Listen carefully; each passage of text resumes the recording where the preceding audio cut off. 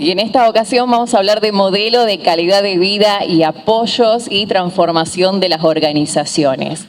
Miguel Ángel, me tomo el atrevimiento, antes de comenzar con tu charla, de hacerte una pregunta, una curiosidad que surgió, que esta mañana estaba hablando con Vero. Yo ayer escuchaba a algunos de los profesionales que a raíz de, de cosas que vivieron en su vida, fueron tomando camino en sus proyectos, en la carrera que decidieron elegir. Creo que todos, de alguna manera, nos inclinamos a lo que vamos a hacer, a lo que vamos a estudiar, a razón de, de cosas que nos fueron sucediendo en la vida, de que queremos ayudar, a veces de un familiar, que cuando somos pequeños tenemos una mamá o un papá que tuvo alguna enfermedad y decimos, cuando sea grande voy a ser médica y me voy a dedicar a esa especialidad para poder ayudar a gente que está sufriendo como ellos lo vivieron. En tu caso, ¿por qué elegiste las carreras que elegiste, lo que estás haciendo y, por ejemplo, no elegiste ser actor, si es que no lo sos? Porque a lo mejor también me dices, soy actor. ¿Es actor también? Se dedicó al teatro, ¿viste? A ver, cocinero. Todo el mundo actuamos de vez en cuando, pero también me podía haber dedicado a la política, pero como no soy cínico no me he dedicado, ¿entiendes? Muy bien, muy bien. No, vamos a ver, yo empecé magisterio, educación, en mi vida profesional, ¿no? Porque me interesaba, me gustaba, ¿no? Pero yo veía la escuela muy aburrida para los niños habituales, ¿no? Empecé a ver que la gente que había investigado de Crowley, Montessori, psicólogos, pedagogos, psicopedagogos, más o menos, era gente que había trabajado luego con temas de educación especial, ¿no? Y me empezó a traer ese mundo, vi más justificado dedicarte a ayudar a alguien que castigar dentro de la escuela a los niños y niñas normales, digamos, ¿no? Sí. Normales en el sentido de sin limitaciones, perdón. Bueno, empecé ahí, luego tuve una prima carnal, una hija de unos tíos, pero me dediqué a eso un poco por sentido personal, vital, ¿no? Porque buscabas algo que mantenga tu motivación, no solo por sacar dinero, que es una motivación habitual en muchos trabajando, sino porque te sientas útil y que lo que haces tiene sentido, ¿no? Entonces ahí es donde encuentro el desarrollo, probablemente también influido por la familia y mi madre, que era una mujer de convicciones muy religiosas. Bueno, yo creo que te influye un poco el modo de entender la vida. Gracias por haberlo elegido. Gracias en mi nombre y en nombre de todos los presentes. Nada. Te escuchamos.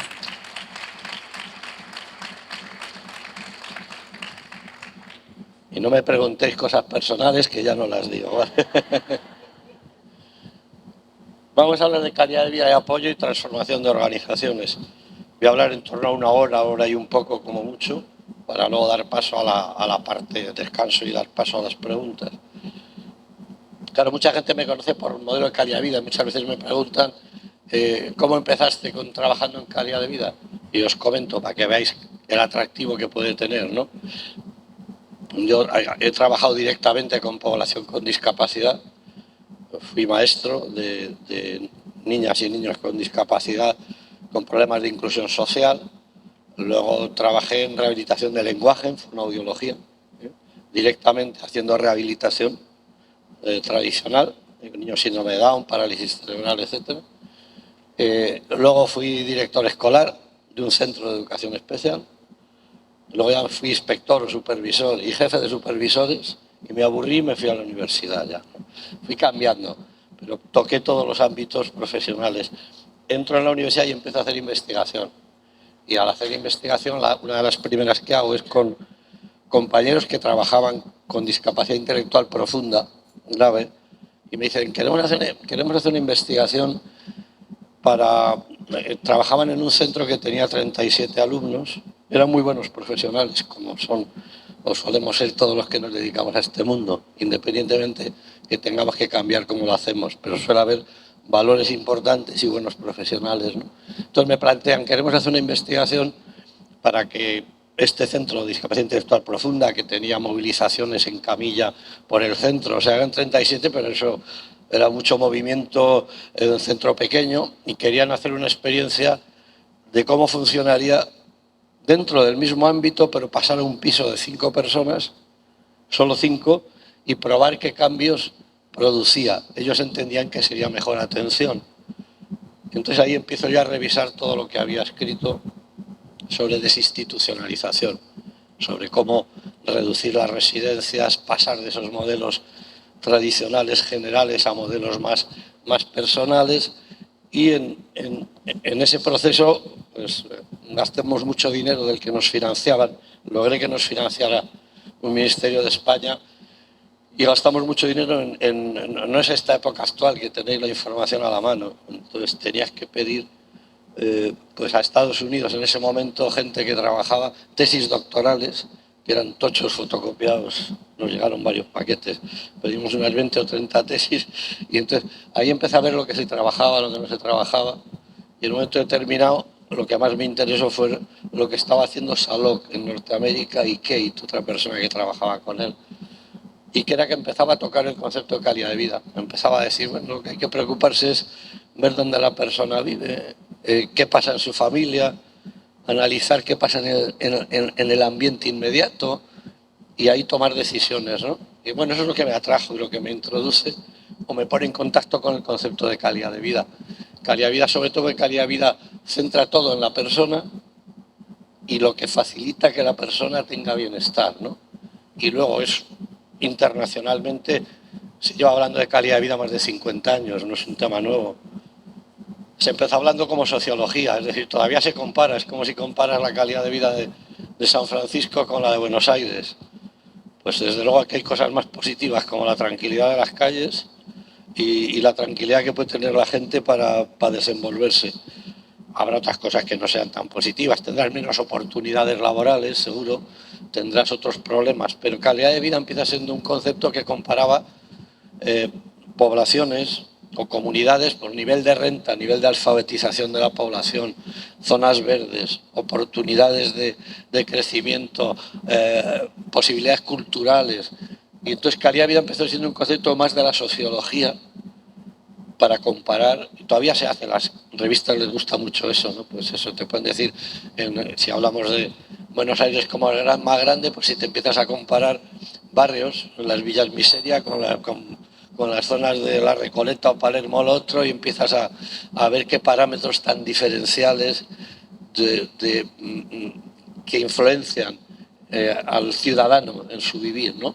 Que a veces es un concepto que en principio, siendo interesante, no nos será útil en trabajo en discapacidad, que sí que puede ser útil porque son indicadores sociales, es útil para la política pública, para que los políticos sepan dónde deben compensar y dónde deben actuar y dónde deben dar prioridades y dónde deben equilibrar y dar equidad.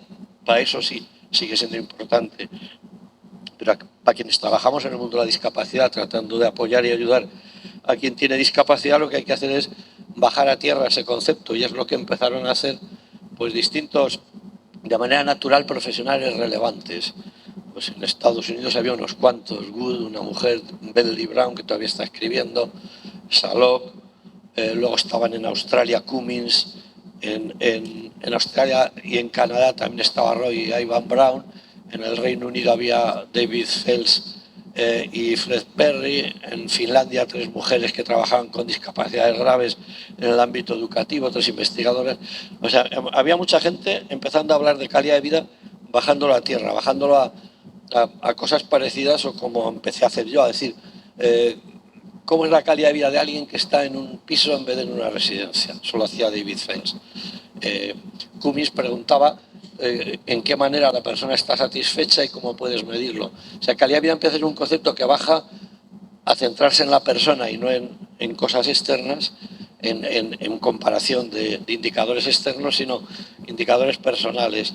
Y empieza a evolucionar, y lo atractivo del concepto de calidad de vida es que se centra en la persona, y desde el principio dijimos lo que vale es lo que quiere la persona.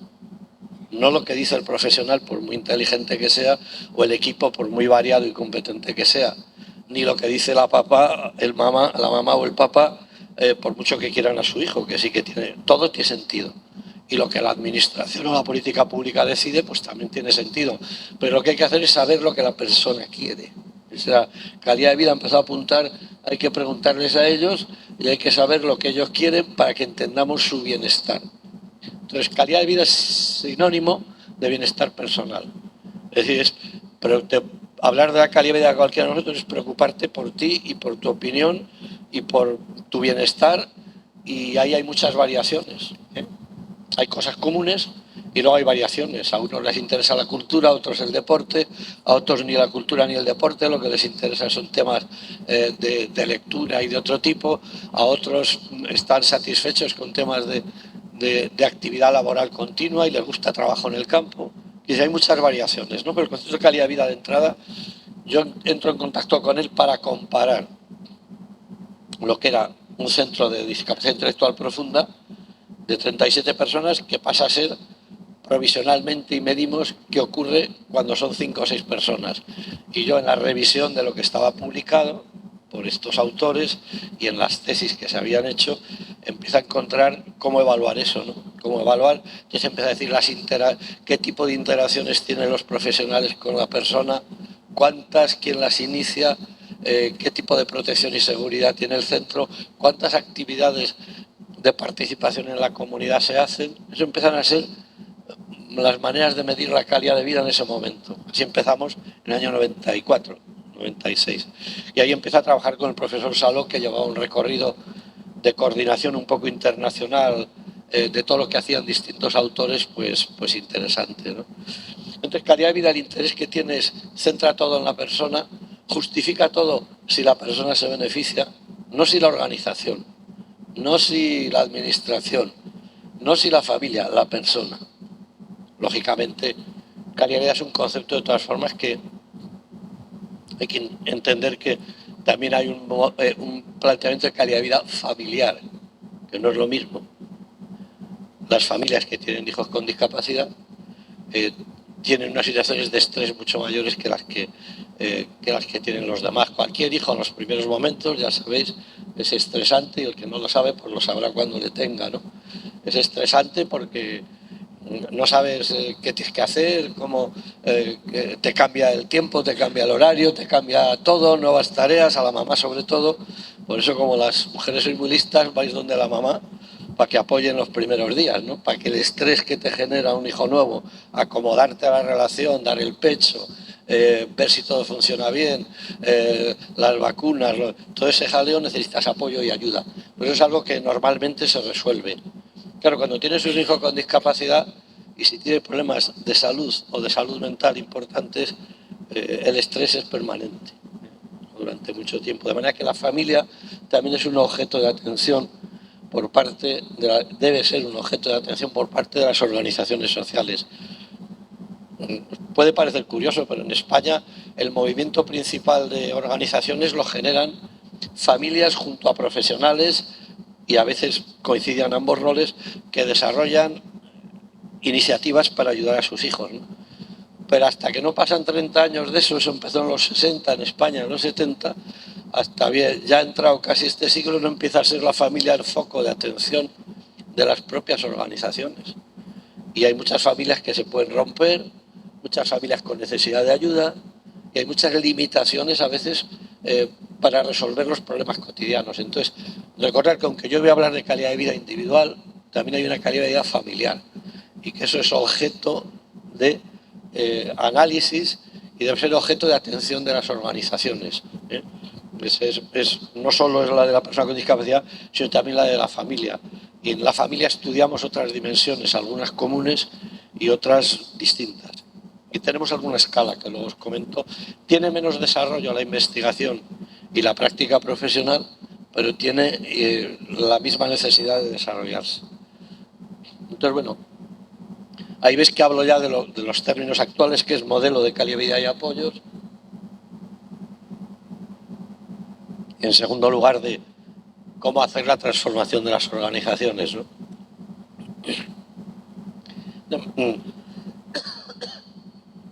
De manera sintética. Cada vez que tosa, echarle la culpa a Horacio, que ayer no me dejó de preguntar cosas. ¿Estás ahí, Horacio? Entonces, estaba diciendo estas palabras, calidad y apoyos y transformación de organizaciones, es un poco vincular la necesidad que hay que hacer de transformar las organizaciones. Cuando llevábamos trabajando, yo empecé Luego esto en el año 94, la primera investigación, o antes, 92, en el 95 me junto con Sharok y empezamos a trabajar juntos y seguimos trabajando juntos en publicaciones y en evolución. Lo último que estamos haciendo, que no está aquí, es juntar calidad de vida, apoyos y derechos. Y estamos con lo que llamamos paradigma de ciudadanía compartida, con ese término, manejando un poco que los derechos son los que marcan la ruta de todo. Hablamos de transformación de organizaciones porque después de trabajar juntos hicimos un primer libro que se conoce como Modelo de Calidad de Vida de Salo y Verdugo en el año 2002. Según iban aplicando las organizaciones en distintos países lo que planteábamos como modelo teórico, que está extraído de lo que hacen muchos profesionales en muchos sitios, aprendimos que todos los cambios que proponíamos, si no cambiábamos cómo trabajaban las organizaciones, no se mantenían en el tiempo, no eran sostenibles, ni tampoco se generalizaban. Había cambios, pero en esferas pequeñas que a lo mejor duraban un tiempo limitado, ¿no? Y luego desaparecían. Si no se generalizaban, no se sostenían. De manera que dijimos, hay que poner el foco en cómo deben trabajar las organizaciones. Y estuvimos 4 años revisando toda la literatura, lo que está escrito por profesionales, por investigadores de distintos países, en los ámbitos de la salud mental y sobre todo de la discapacidad intelectual, viendo qué organizaciones tenían éxito, qué cosas hacían para tener éxito. Entonces lo recogimos en un libro que es una guía de liderazgo, se llama algo así, para el cambio organizacional, ¿no? Eso es los dos momentos importantes del modelo teórico. Y ahora mismo lo que estamos es con muchos artículos escritos, muchos en inglés, pero algunos también en español, que ahora en algún momento os comento, porque alguno de ellos al menos está muy claramente accesible gratuitamente, lógicamente, en la web. Los libros no, porque dependen, lo hicimos con la Asociación Americana y aunque quisimos luego ponerlo gratuitamente, no hay manera de lograrlo. Bueno, vamos a empezar a hablar de calidad de vida y apoyo. Será un poco para introduciros el tema. O sea, entras en contacto porque das valor a que tienes que servir para ayudar a la persona, respondiendo a la pregunta, ¿verdad?, que me hacías al principio. Entonces, tiene sentido que midas si tus esfuerzos son útiles en función de que veas avances, ¿no? Pero recordad que hay palabras de un psicólogo conocido, que era Maslow. Él hablaba de muchas cosas, era un psicólogo brillante, tiene cosas en castellano, pero ya no accesibles, poco difundidas. Cuando le preguntaban o escribía alguno de sus libros muy conocidos, el que habló del concepto de autorrealización de la persona, en un momento determinado le preguntaban sobre la dificultad para avanzar que había en algunos ámbitos, parálisis cerebral con afectaciones graves, discapacidad intelectual grave, o sea, no hablaba solo de eso, hablaba de más cosas, pero ponía ese ejemplo también de la pelea cotidiana con avances tan lentos y tan pequeños en lo que es el trabajo con alguna población con dificultades cognitivas muy graves, ¿no? Y él decía una expresión que a mí siempre me gustó mucho y era que hay que tener la mirada del hombre a la montaña, decía. Entonces tú tienes que mirar la vida. Decía, súbete a una montaña y mira desde arriba. Tú ves un riachuelo, tú ves un río correr, el agua correr, y tú te vas dando cuenta que hay personas en barcos que van contracorriente, que es lo que hacemos quienes trabajamos con discapacidades muy graves. Entonces ves que avanzan. Desde arriba ves que avanzan y que van superando momentos y dificultades en el río. Pero cuando vas dentro de la barca, a veces te da la sensación de que no avanzas nunca, de que el río puede contigo y de que nada, que no es posible llegar a donde estás buscando, ¿no? Ahí se refería un poco que si miras con distancia las cosas, ves realmente los avances en discapacidad en Argentina, en San Francisco y en España y en cualquier sitio. Pero es verdad que es una barca pesada a veces, ¿no? Y cuanto más grave es la discapacidad, a veces más trabas, más problemas y el río se te pone más en contra, ¿no? Entonces tienes que trabajar contracorriente, igual que las papás y mamás tienen que estar defendiendo derechos de sus hijos para que no les marginen, para que no les estereotipen como incompetentes para todo y de peleando y defendiendo. Los profesionales tenemos que estar en proceso de transformación y cambio continuo para mejorar lo que hacemos, porque sabemos que se puede hacer mejor muchas cosas y sabemos cómo se hace. Pero para que hay que tomar decisiones, hay que reflexionar sobre cada sitio concreto, hay que trabajar en equipo y esas son las claves de los cambios organizacionales. Pero bueno, voy a hablar de calidad de vida, a ver si os engaño y todavía no hablo nada de... Vamos a ver, ¿eso os acordáis porque lo vimos ayer? A ver, sí, lo vimos ayer un poquito, que eran las palabras del momento actual, cómo habíamos pasado de modelos más centrados solo en rehabilitación, que todavía hay gente que te lo puede decir, por ejemplo en España y en todos los países hubo un gran dinero dedicado al estudio del cerebro en Estados Unidos en la década de los 90 sería, o en los 2000, que influyó tanto que todo el mundo cree que diciendo neuro delante has entendido todo, ¿no? Entonces, neuropsicología, neuroeducación, neuromarketing, neurociencia, neuromentira, cualquier cosa, ¿no? Solo les falta a los políticos ponerlo ya para que te lo creas de verdad que no. Entonces, no deja de ser verdad que puede haber aportaciones hoy de la neurociencia, la neuropsicología y sobre todo de la genética médica muy importantes y de la fisiología médica que te dan datos y claves, pero al final las claves para entender el trabajo habitual nuestro y en el entorno familiar, si tienes un familiar con discapacidad, tiene que ver con la consideración como ciudadano, los derechos, la equidad, la igualdad, el acceso, lo que dice la Convención de Naciones Unidas.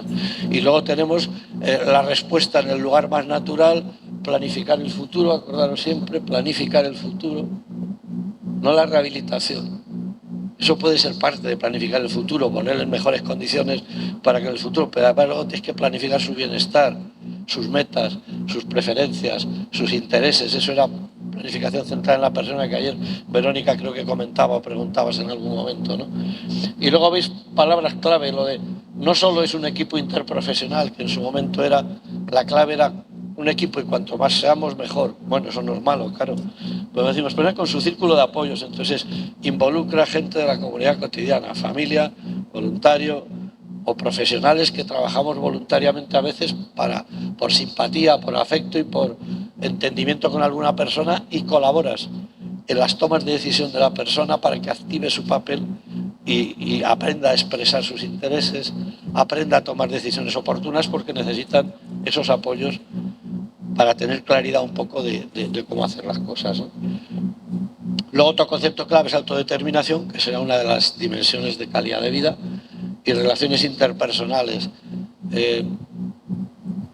Fijaros que cuando han preguntado, Harvard hizo un estudio de 30 años, me parece que eran 30.000 familias y 35 años, año tras año, temas sobre la felicidad, que consideraban feliz, qué era lo que estaba expresando, que se sintieran bien. Calidad de vida no es felicidad, pero puede entenderse que cuando buscas el bienestar de la persona es muy bajar a tierra eso de felicidad, que es un concepto que no sabes lo que es, salvo cuando te falta, ¿no? Quiero decir que la felicidad es estar haciendo lo que quieres de manera tranquila, pero bueno, es otro tema, no quiero hablarle ahora porque nos pasaríamos, pero el estudio de Harvard que se publicó el año pasado y sacó una síntesis eran 30.000 personas y digo 30, 35, 40 años, no me acuerdo bien, pero muchos años, varias décadas, y les preguntaba, y llegó a una conclusión que lo que más había influenciado en lo que llamaban felicidad o en el bienestar de la familia, de la persona, y básicamente era lo más destacado eran las relaciones interpersonales. Es una de las dimensiones de calidad de vida, lo más destacado. O sea, yo, lo que más me ha influido para estar satisfecho en la vida era no solo las de la familia, sino aquellas que estableces en los contextos que te mueves, en el laboral, en el social o cultural y en la comunidad en la que vives. O sea, todas las relaciones habían determinado que la persona se sintiera bien o mal. Eso era una de las variables más importantes. También había otra que hablaba de los temas emocionales y tal, pero la relación interpersonal destacaba sobre todo, y es una dimensión clave de calidad de vida y además vinculada, como la describían, a inclusión social, que es otra de las dimensiones de calidad de vida. De manera que tú empiezas a preguntar cómo eres feliz o no y al final pues el concepto de calidad de vida lo que ha hecho es bajar a tierra un concepto general, eso de calidad de vida muy global, a medirlo, a bajarlo y cómo se mide y entonces al medirlo cómo implementas mejoras, ¿no? Y hay una frase que digo ahí a veces que es: primero hay que definir las cosas, lo que no defines no lo puedes medir. y lo que no mides no lo puedes mejorar. No, aquí estamos trabajando, porque como somos tan amantes solo del lenguaje, no, nosotros trabajamos calidad de vida en mi centro. Bueno, siempre preguntar, que eso me lo habréis oído más de uno, ¿a qué te refieres en concreto? ¿Qué áreas de calidad de vida y cómo lo mides? Y si no lo mide, no lo trabaja. Bueno, puede trabajar de aquella manera, ¿verdad? De esa manera intuitiva que no te está diciendo una manera ya seria o actual de trabajo, ¿no? Bueno, estas son palabras, cambio de contexto y calidad de vida, pero mira, esa es el concepto de calidad de vida, aquí le definimos de esta manera, en 2013 es el más conocido, la definición un poco más conocida, que veis que ponemos que es un estado deseado de bienestar personal, que lo componen varias dimensiones centrales y que lo influencian factores personales y ambientales. Esto de factores personales y ambientales nos estamos refiriendo a que cuando analizas calidad de vida y la mides te das cuenta que es verdad, que si tienes problemas graves de salud tienes peores resultados de calidad de vida. Si tienes problemas graves de comportamiento, si tienes CI más bajo, pues hay factores personales que influencian peores resultados porque tienes menos posibilidades de desarrollar. O sea, hay factores personales, pero luego hay factores ambientales. Que dispongas de una organización de apoyo es un factor ambiental que determina que tengas mejor o peor calidad de vida. En lugares donde no hay organizaciones sociales o donde no hay política pública activa, los resultados son peores. O sea, hay variables ambientales claras. La disponibilidad de tecnología, la accesibilidad en todos los lugares. Todas estas cosas determinan calidad de vida. Son factores ambientales y son sobre los que intervenimos principalmente. Ojalá pudiéramos modificar el CI o el comportamiento. A veces modificamos y mejoramos la conducta adaptativa y factores personales, pero lo que está más a la mano es cambiar aspectos. Esperad que como no paro quieto, vamos a ver, factores contextuales, ¿no? Y el contexto va a ser muy importante. Entonces, ese estado deseado de bienestar personal, deseado por la persona, por eso hay que preguntar siempre, ¿no? Y luego hay dimensiones centrales iguales para todos, pero que pueden variar individualmente. Esto tuvo discusión durante años, ¿no? Empezamos a hablar de calidad de vida hace años, me acuerdo yo, en España, en las jornadas científicas que organizamos cada 3 años, las últimas el año que viene, que luego os comento por si alguien puede y tiene interés en ir, pero me acuerdo hablar entre 200 personas de plena inclusión, gente trabajando en discapacidad ya de años, exponiendo las dimensiones de calidad de vida que acabamos, Lalo y yo, de ordenar un poco, de hacer un trabajo internacional para sacar el primer libro, y ya las preguntas eran, algunos empezaron a decir, es que eso no vale porque los míos con los que trabajo son mucho más bajos. Esto te ha pasado toda la vida en la educación especial. Yo que trabajé muchas habilidades sociales, no, con los míos no vale. La autodeterminación con los míos tampoco. Pues no, todo te vale con todos. Otra cosa es cómo lo mides y qué estrategias tienes que desarrollar. Es la misma. O sea, la misma calidad de vida la tiene tu papá, tu abuelito, tu vecino, tú, y tú tengas o no discapacidad y sea o no grave. Es importante en todas las mismas dimensiones, que se me va la mano para allá, las mismas dimensiones. Eso hubo una época que se discutía, pero hoy no tiene discusión, ¿no? Lo que es verdad es que varían individualmente, cada uno podemos atribuir, para alguno puede ser muy importante el bienestar emocional, por ejemplo en los adolescentes, el autoconcepto, el comportamiento de grupo, eso es lo interpersonal, es clave para su bienestar. Cuando son más chiquitos, más pequeños, no es tan importante eso. Luego, según avanzan, el rendimiento académico empieza a ser muy importante como factor de bienestar. Digo cosas medidas en Argentina, además, en Tucumán en concreto. Entonces ahí veía, claro, Argentina, que sepáis que tiene una cosa especial. El único país en que nos salió que eran felices cuando ganaba la selección argentina, que era una cosa fue muy entretenido en Tucumán. A los niños de 12 a 14, lo de la selección argentina era, decía, esto es un dato que no ha salido en ningún país. O sea que la afición al fútbol está en los genes, parece, no debe ser de otra manera. Pero bueno, quiero decir que dependiendo de la edad, tienes unas preferencias u otras, y luego dependiendo de gustos particulares. Cuando tienes años, una de los principales es la salud, el tema financiero, lo emocional pasa un poco detrás. Esto como respuesta general, me refiero. Entonces, factores personales influencian a veces las prioridades. A veces son de ese tipo, por grupos, pero otros son ya cada uno de nosotros por sus particulares maneras de entender la vida, que para algunos es importante hacer deporte y para otros acceder a temas musicales y culturales, en fin. Las dimensiones las mismas, pero sí que varían en importancia para cada persona por distintas razones, ¿no? Y luego, la evaluación tiene que estar basada en indicadores. Esto ya era producto de mucha investigación, ¿eh? O sea, los indicadores tienen que ser sensibles a la cultura del lugar, es decir, tienen que estar relacionados a veces con el tipo de personas, a veces con el contexto geográfico, o sea, tienen que ser representativos de lo que es el bienestar en esa zona, ¿no? En general, los instrumentos que hemos desarrollado nosotros, que luego veréis, están siendo muy útiles internacionalmente en muchos países, porque uno está traducido a 13 idiomas, otro a 11 idiomas, y para traducir a 13 y 11 vas más allá del francés, el inglés, el español y el portugués, ¿no? Pidas en el húngaro, el chino, el japonés. Quiero decir que eso es porque están teniendo atractivo internacional el mismo tipo de indicadores elegidos en una sociedad occidental, más o menos.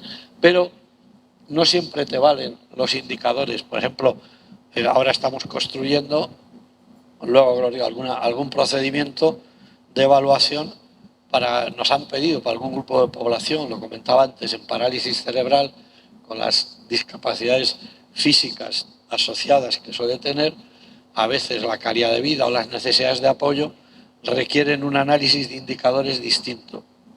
Y estamos, de hecho nos lo han pedido, estamos iniciando ese proceso con la Federación Española de Parálisis Cerebral. Y algunas de las pruebas que hemos hecho luego adaptación para síndrome de Down o para autismo. Aunque son variaciones pequeñas, ¿eh? La esencia de muchas cosas es similar, pero bueno, a veces si quieres que sea útil para la implementación práctica, cuanto más centrados en tu grupo de población estén los indicadores, más útil va a ser lo que puedes hacer. Bueno, esa es la definición, pero estas son las dimensiones, ¿no? Que algunos conoceréis, pero básicamente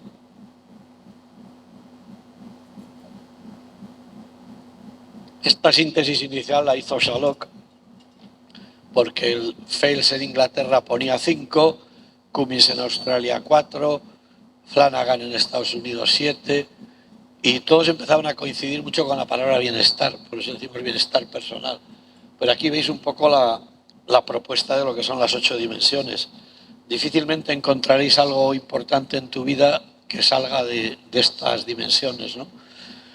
Bienestar emocional, relaciones interpersonales, bienestar material, desarrollo personal. Esto es lo más habitual, eso lo tenemos claro todos los que hemos tenido formación educativa.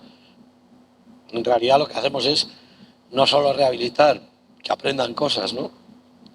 Que aprendan cosas. Y es verdad que aprender cosas durante toda la vida es importante, hasta en la ancianidad, que hay gente que tiene que tener objetivos de querer acceder a determinada algo que no ha hecho, tocar un instrumento musical, participar en alguna actividad cultural que no había tenido oportunidad, desarrollar temas artísticos que tampoco hasta los 60 años se le había ocurrido. Digo cualquier persona, ¿no? Desarrollo personal tiene que ver con aprendizajes de distintos tipos, los educativos muy claros en unas edades, pues durante toda la vida, ese aprendizaje a lo largo de toda la vida. Eso es una dimensión, porque es una dimensión que produce satisfacción. Aquí estáis por desarrollo personal. Se supone que lo que estamos comentando y el comentario entre todos te da ideas, te hace mover la cabeza y esos son aprendizajes. Entonces eso es una de las dimensiones que suele producir resultados de bienestar en las personas, ¿no? Cuando haces una maestría, una especialización, un curso de unas horas, eso todo es desarrollo personal. Lo material está claro, ¿eh? El que te diga que no es importante el dinero, ¿verdad? Que te miente, ¿no? Sino que se lo pregunten al peso, que es una desgracia una desgracia de cómo va perdiendo valor, quiero decir, ¿no? Pero es verdad que a veces lo material se ha disfrazado de no es importante lo material, mentira. Lo material es lo mejor para intercambiarlo y para generar oportunidades en otro ámbito, cultural, social, interpersonal. El dinero es lo que más, es el elemento que mejor sirve para intercambiar por otra cosa, ¿no? Entonces, en el caso de calidad de vida, sobre todo aquí, cuando estudiamos internacionalmente, primero que hicimos fue estudiar en 22 países, 10 de Latinoamérica, uno aquí en Argentina. las dimensiones que estoy poniendo para ver si eran válidas internacionalmente, que encontramos que sí, que eran válidas internacionalmente, pero luego encontramos que no se podían medir igual en Japón que en Argentina, que en España, que había que contextualizar por tipo de discapacidad a veces, por contexto geográfico. Los japoneses contestan muy distinto en las escalas de frecuencia a nosotros. Hay ítems que no tienen sentido en un sitio y en otro, hay preguntas que no tienen sentido en un sitio y otras sí, ¿no? Pero bueno, bienestar material, lo principal, y eso lo veréis todos claros, tiene que ver con su empleo y cantidad económica que percibes, vivienda y nivel de calidad que tiene, y finanzas personales que tienen seguridad y proyección de futuro. Son los 3 indicadores de calidad de vida que te valen en cualquier ámbito. Nosotros empezamos creyendo que íbamos a construir una escala de calidad de vida, salvo que iba a valer para todo, pero claro, cuando empezamos a hacer el estudio y vimos, no es posible, no es posible. Si trabajas con afectaciones graves, tienes que medir muy distinto a si trabajas con personas con Asperger, o si trabajas con parálisis cerebral sin una repercusión cognitiva, sin una limitación cognitiva importante, es muy distinto a que la tengas. Muy distinto un síndrome de Down habitual, con afecto y con la buena relación que establece con los demás, a uno con autismo asociado, con problemas graves de comportamiento. Es decir, que no puedes medir lo mismo la calidad de vida en personas con características tan diferentes. Lo material, eso sí que es como muy universal, pero claro, ahora que lo estamos midiendo en las escuelas, para que veáis, estamos construyendo una escala que todavía no la hay a nivel internacional. Lo llamamos índice de evaluación de la calidad de vida en educación primaria inclusiva, porque todo lo que hemos hecho ha sido mucho en lo especial, pero es que cuando estás en un aula, lo material, por ejemplo, es muy distinto. Al final es que tenga las adaptaciones apropiadas, que tenga las posibilidades del uso de recursos de no sé qué. Lo material adquiere un significado diferente por el contexto distinto en el que el alumno está. Entonces los indicadores son distintos. ¿Esto cómo lo hacemos? Pues preguntando a expertos, revisando la literatura escrita. Tenemos ya unos antecedentes, un background de investigación de 3 décadas, pero es insuficiente. Siempre revisamos todo lo que hay y luego hacemos un trabajo cualitativo de quien está trabajando durante más de 15 años. Hacemos un proceso de 6 meses de discusión para ver qué indicadores miden y es relevante sobre calidad de vida. Que al final medimos calidad de vida tal cual la entendemos profesionales, expertos trabajando en el sector, junto a lo que la investigación dice, ¿no? Pero bueno, lo estoy mezclando un poco medición y escalas, ¿no? Lo interpersonal ya lo he comentado y ya os he dicho que era lo más destacado en ese estudio de Harvard, la importancia que tiene, repito, más allá de lo familiar. Lo familiar claro que es importante, pero sobre todo que encuentres grupos y buenas relaciones en los ambientes en los que te mueves. Eso influencia directamente todo lo demás, ¿no? Lo emocional también lo entendemos, que es, por ejemplo, en adolescencia tiene que ver con el autoconcepto y la autoestima, ¿eh? En edades mayores con los sentimientos, con un sentimiento que no sea de soledad, hoy que se habla mucho en tercera edad de soledad no deseada como concepto. Efectivamente, el bienestar emocional queda afectado cuando la persona está sola, sin contactos familiares y de otro tipo, y teniendo que sobrellevar, digamos, una vida básicamente con una escasez de interacciones. Causa de suicidio, en muchos casos. Una de las causas, las personas se suicidan en la adolescencia a veces porque no controlan el momento y ven todo el mundo negro y no ven que luego va a cambiar. Y también se suicidan los mayores porque se encuentran ya abandonados o perdidos, ¿no? Eso es un problema emocional, digamos, generado un poco, sobre todo en grandes urbes. Pasa más en grandes ciudades que en entornos como San Francisco, por ejemplo, en el que siempre el apoyo vecinal y de otra gente puede estar más próximo y más cercano, ¿no? Pero bueno, bienestar emocional es lógicamente una dimensión de calidad de vida. No tener depresión o ansiedad, que son los trastornos, digamos, o los problemas más habituales en muchos casos, o cosas más graves, ¿no? No tener esquizofrenia o ser trastorno bipolar, o la ingesta de mucha medicación. Estas cosas son indicadores de medición de bienestar emocional. Tenemos bienestar físico, todo lo que tiene que ver con la salud, pero ¿qué indicadores hay? Pues para que un indicador clave, si tú trabajas con discapacidades graves, Un indicador distinto, oye, es que tenga cercanía a un centro médico especializado. Eso es un indicador de calidad de vida. Que pueda, ante las situaciones repetidas que la discapacidad muy grave puede tener, de problemas de salud importantes, que no tarde mucho tiempo en llegar a un lugar especializado, un hospital que pueda atender y paliar inmediatamente la necesidad que se haya producido en el ámbito de la salud. Digo por poneros un ejemplito, pero salud tiene que ver con bienestar físico, con hacer ejercicio, con sentirse en buena forma, que son todas esas cosas para muchos de nosotros, ¿no? Nuestra población, cuando tiene problemas de salud, afectan mucho a otras áreas, porque pueden afectar a la autonomía personal, a las interacciones con los demás. Entonces, bueno, todas las dimensiones tienen importancia de por sí y se interrelacionan con las otras. Luego tendremos autodeterminación, que en su momento fue el concepto más nuevo y es un concepto clave, sobre todo porque, aparte de ser una dimensión, va por sí solo también. Cuando estás en adolescencia, eso es una prioridad de trabajo, no solo calidad de vida, sino adquisición de competencia para controlar mejor tu vida.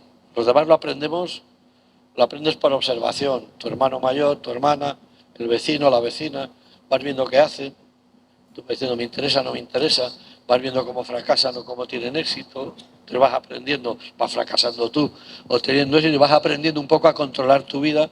Algunos no lo aprenden en toda la vida, aunque no tengan discapacidad, pero vamos, en general aprendes a que tú puedes decidir parte importante de lo que es tu vida. Ese es en último término el concepto.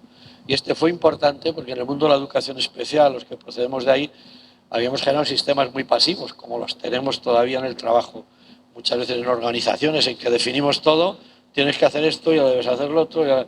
Yo digo, la mamá o el papá dice, sí, porque te conviene esto, lo mejor es esto, este trabajo, tienes que ir a esta actividad deportiva.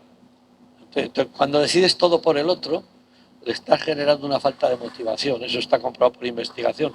Le estás transmitiendo lo que a ti te parece como si fuera lo que a él le parece.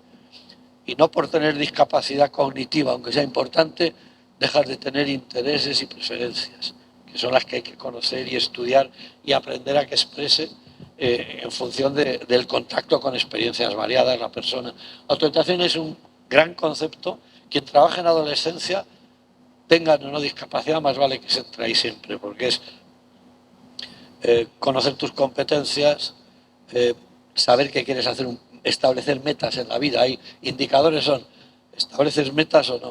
O sea, metas de qué quieres hacer. ¿Tomas decisiones para acercarte a esas metas o no? Es decir, ¿qué autonomía tienes para decidir? Hay alguna escala, tenemos, en el frente de las escalas tenemos dos de autodeterminación, claves para quien trabajéis adolescencia. De todas maneras, esto se ha introducido mucho y muy rápido en España en adultos. Nos ha costado más en la escuela por lo que comentaba ayer. La escuela es rígida, los sistemas burocráticos que tienen los ministerios hacen que sea difícil manejar o gestionar cosas útiles y necesarias más allá de objetivos pesados académicos a veces, ¿no? Entonces cuesta introducirlo donde es clave, que es en la adolescencia, que es porque ahí es que vean que el mundo se mueve también en función de lo que tú haces. Más o menos es lo que está detrás. Es un constructo psicológico de gran importancia y veréis que es uno de los elementos de apoyo principales para generar calidad de vida. Porque en la medida que activamos a la persona, generamos resultados mejores. Eso es investigación, vamos, no es en un presupuesto. Luego tienes inclusión social, que es que pertenezcas a la ciudad, el barrio, la comuna o el lugar donde vives y te sientas parte de ella, ¿no? No siempre es fácil. Ayer creo que lo comentabais alguien, no siempre es fácil, porque a veces nosotros ahora mismo nos está pasando en la facultad, nosotros tenemos un programa desde hace varios años, llevamos 6 o 7 años con chicos y chicas con discapacidad intelectual, bueno, chicos y chicas de 20 a 30 años, un programa para que aprendan competencias laborales dirigidas al empleo y luego les buscamos las posibilidades de empleo. Lo empezamos a hacer, aunque no es propio en una universidad, pero porque como veíamos que no se hacía y había una demanda, pues empezamos a hacerlo y se trabaja muy bien además, ¿no? Y te vienen chicos con discapacidad intelectual, tienen que tener discapacidad intelectual, lógicamente. A veces alguno con daño cerebral, también con alteraciones importantes, bueno, los típicos que podemos tener en cualquier centro, con las gracias o las particularidades que tienen en cualquier lugar, ¿no? De todas formas, digo, por poner un ejemplo para que veáis las contradicciones, están en la facultad como cualquier otro, que en su momento costó convencer, al que era decano, decía, ¿qué van a hacer aquí? ¿Cómo? ¿Qué van a hacer aquí? ¿Por qué van a venir? Mira, hay 30 profesores voluntarios, voluntarios, sin cobrar, para darles clases de habilidades sociales, de informática, de idiomas, les damos de todas, de competencias sociolaborales. Y bueno, al final introdujimos el programa, pero la contradicción ¿cuál es? Pues que tú vas a la cafetería, donde es una cafetería de todos, y se juntan en un grupo aparte. Y le digo, pero no podéis entrar dentro. No, estamos mejor aquí. Como grupos se protegen, a veces, pero luego, bueno, entran y salen y participan bien, pero les cuesta separarse un poco de... Eso es una de las cosas que puede ocurrir, separarse un poco de lo que es el sentimiento de pertenencia a un grupo que está haciendo algo que no es lo habitual de los demás, aunque tienen la puerta abierta a todo, ¿no? Y eso, bueno, eso es así. O sea, la inclusión social a veces cuesta, hay que manejarla y ahí no les vas a obligar. Tú tienes que estar allí y tú al otro lado, ¿no? Eso, tienen que sentirse ellos parte. Se sienten y están felices estando en una universidad, haciendo un programa que les da un certificado oficial, que sí que tiene buenos resultados, ¿no? Pero a veces moverlas, quiero decir, a veces yo, es una cosa que a veces, entre el sentimiento de pertenencia o de identidad y el de inclusión social, tienes que ver compensado ambos a veces, porque tampoco les puedes quitar la identidad, igual que las personas síndrome de Down se buscan entre sí a veces, o los sordos se buscan entre sí a veces, y porque encuentran una cultura común de relaciones y de comprensión. Entonces, bueno, ahí hay que tener la flexibilidad de respetar, siempre que la persona elige, pues elige y decide por sí misma, ¿eh? Y calidad de vida tiene que ver con que elijas y decidas por ti mismo, teniendo oportunidades para hacer todo al máximo nivel, ¿no? Teniendo oportunidades, claro, si no las tienes, entonces ya no has elegido, ¿no? Y luego el tema de derechos, que esta era la dimensión que no tenía ningún modelo de esos que se desarrollaban internacionalmente, menos, no eran modelos, eran propuestas. El modelo lo desarrollamos nosotros ya con un libro completo muy sistemático. Pero derechos no los sacaba nadie. Y era curioso, fijaros que el libro lo publicamos en 2002, el trabajo es desde el 94, empezamos los años 98, 99, pero entendimos que era un tema clave. Luego cuando salió la convención dijimos, mira, no nos habíamos equivocado, es un tema clave, tenerlo en cuenta. Hablábamos de derechos humanos y legales. Es verdad que hoy algunos plantean, y nosotros lo hemos visto, que los derechos va sobre todo, claro, pero bueno, cualquier dimensión afecta a todas las demás. Eso es poco una mirada a en qué medida está teniendo una participación social respetada por los demás y que le permiten ejercer un poco una vida independiente.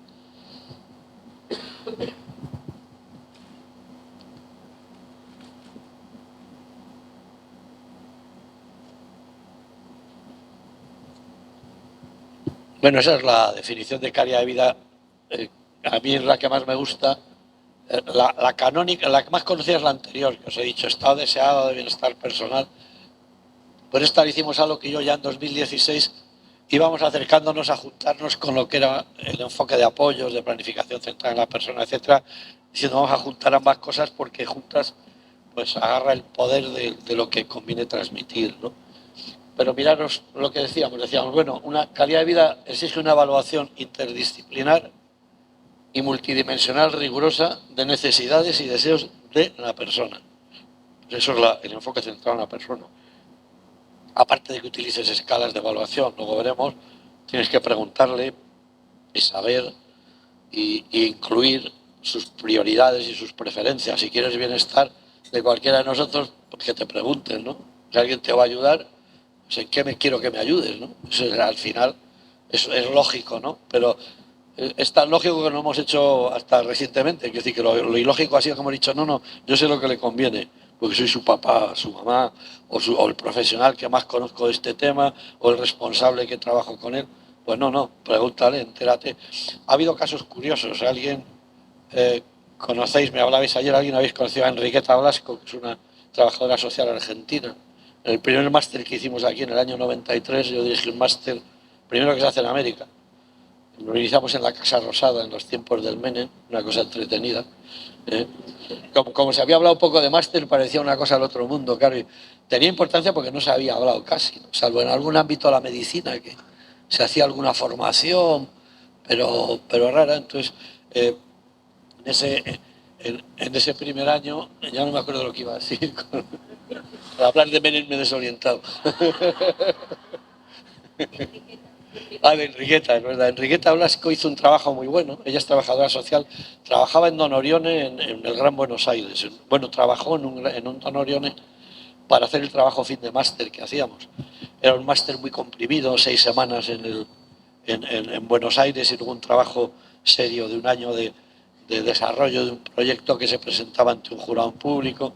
Era un máster muy comprimido, ¿eh? Luego ya hemos ido extendiéndolo más por necesidades de rentabilización económica, aunque el gobierno de Menem financió muy bien porque había gente de toda Latinoamérica, ¿eh? O sea, había la mitad argentinos, pero había gente Salvador, México, Colombia, de todos los sitios, con lo cual era bonito ver la variación de palabras malas que utilizamos en todos los países.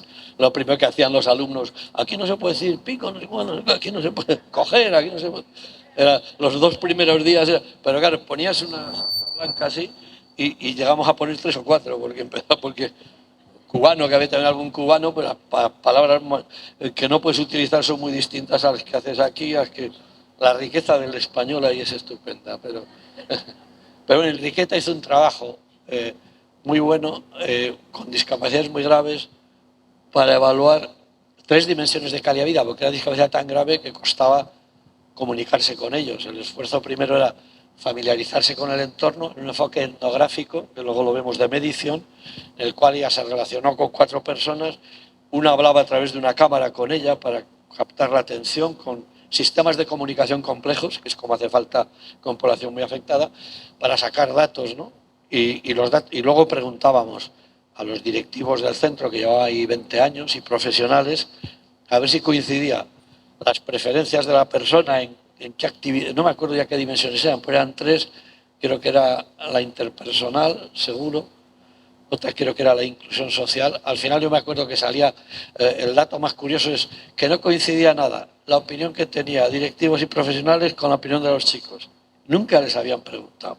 Eso es habitual, no tiene culpa ese centro, quiero decir que eso pasa en todos los centros, es que no les preguntábamos. Es que ya sabes lo que tienen que hacer desde tu mentalidad de conocimiento teníamos eso. Decía, pues, no, pues, ¿y por qué sabes que estás ayudándole y estás, digamos, yendo en un camino de bienestar y de satisfacción, de felicidad a la persona? Pues si no le preguntas, lo mismo estás yendo en el camino contrario. En ese caso, además, Enriqueta, lo que descubrimos era que no tenía nada que ver. Los chicos que te decían, y chicas, había 4, pues básicamente querían más actividades del exterior del centro, querían más contacto familiar, cosas clave, ¿no? No es tan sencillas, pero... Y ninguna de esas respuestas nos las daba ni los profesionales con 15, 20 años de experiencia, ni la dirección del centro. Repito, no es cuestionar lo que hace un centro, sino que es un reflejo de lo que probablemente es habitual o ha sido habitual en muchas organizaciones con discapacidades muy graves, porque la dificultad para comunicarte, porque ahí había que hacer un esfuerzo de comunicación. Enriqueta se pasó varias sesiones, primero para que no fuera un ente extraño y luego para con cada uno poder establecer claro, no hablaban, era puntuando, señalando dibujo o foto o indicando con la mano, o sea, establecer un sistema de comunicación para aclarar cosas clave así de indicadores de calidad de vida. Bueno, por eso decimos necesidades y deseos de la persona, porque se nos pueden olvidar muchas veces y no los medimos, ha sido algo habitual. Pero decimos interdisciplinar y multidimensional, ya lo hemos visto en las dimensiones que hablamos. No es calidad de vida en general. Calidad de vida en general, ejercicio habitual. Ahora vais a levantar la mano para decir vuestra calidad de vida de 1 a 10. Yo voy a ir diciendo números y decir, ya ves, sale siempre lo mismo. O sea que voy a decir de 1 a 10 y cuando creáis que es como percibes tu calidad de vida, levantáis la mano, ¿vale? A ver, de 0 a 1. No mal que no hay nadie, pero... si no, habría que inmediatamente derivarle una intervención en profundidad. De 1 a 2, 2 a 3, 3 a 4, 4 a 5, 5 a 6, 6 a 7, ya hay alguno tímido por ahí. 6 a 7, 7 a 8. Bueno, esa es la media habitual. 8 a 9, que habrá algunos, fíjate tú, y 9 a 10. Estáis demasiado bien aquí, porque de 8 a 9 estáis un poco más altos que la media. Pero te salen todos los países, lo hice en Australia con 300 y pico, 400, lo hago en España, en muchos sitios, siempre sale 7, 8. Si tú preguntas en general sobre calidad de vida, salvo momentos temporales que puedes estar un poquito con una percepción por temas emocionales o de acontecimientos reales, pérdidas significativas familiares, conflicto personal, salvo eso, todo el mundo está satisfecho con su vida. Entonces, una palabra que no te dice nada. Entonces preguntas a los que estás atendiendo, ¿qué tal? No, muy bien, muy bien. Claro, todos te van a decir muy bien. Aunque tenga una situación de pobreza absoluta, digamos, de desencuentro personal grande, te va a contestar así. De manera que tienes que hacerlo en distintas dimensiones. Tienes que bajar a tierra y decir, a ver, en lo físico, en el control que crees que tu vida estás manejando y gestionando, en lo emocional, en lo interpersonal. Entonces, ahí empiezas a matizar la calidad de vida y al final es una suma de eso. Entonces, es multidimensional y es interdisciplinar. A ti te damos un premio, la del 10 ha sido tú, ¿quién ha sido la del 10? Ahora no hay ninguna, dice, no, pues acá. Sí, no, 8 o 9, bueno, está bien, ¿no? Debe ser por los alfajores, ¿no? Que producen, producen beneficios inesperados. Pues cuando decimos multidimensional está claro un poquito, tienes que bajarlo a tierra para poder hablar de calidad de vida. Tienes que bajarlo a tierra muy concreto para que te permita implementar programas útiles. Luego, al decir interdisciplinar, ahí nos faltó algo y es, siempre que evalúes tiene que estar presente quien directamente trabaja con la persona, siempre. Parte de esa evaluación interdisciplinar es el profesional de atención directa que luego se encarga del trabajo de implementación de las ayudas. Digo que esto ha sido un error histórico procedente ya de los ámbitos de la educación especial. No puedes separar quien evalúa de quien interviene. Quien tiene que intervenir tiene que ser parte de quien evalúa, porque es el que te da información. Igual que la familia tiene que estar siempre en una evaluación, porque es quien conoce a la persona, quien más tiempo está con él, quien le observa, y al final lo que estamos requiriendo es datos de observación, indicadores que cuando medimos externamente, una cosa es cuando la persona nos cuenta, pero cuando medimos externamente y de manera objetiva, necesitamos que alguien conozca y haya observado a la persona en distintos momentos. Entonces, recordar que es interdisciplinar y multidimensional, pero ahí en la disciplina entra familia y entra profesionales de atención directa, tengan o no disciplina. Es decir, simplemente con que estén trabajando y ayudando, te van a dar información de observación y de comportamiento y van a, por lo menos van a participar y estratégicamente van a ser parte de todo. Os digo porque eso, cuando no se hace así, no funciona. O sea, la evaluación que no incluye a la persona involucrada luego en la implementación, tiene una baja o resultados luego esa implementación. Eso está demostrado durante años. ¿Levantas la mano? Espera que te paso el loro para que te... ¿Cómo hacer con el consentimiento cuando la persona con discapacidad no quiere que participe su familia? Es raro, puede pasar. Ahí hay un conflicto.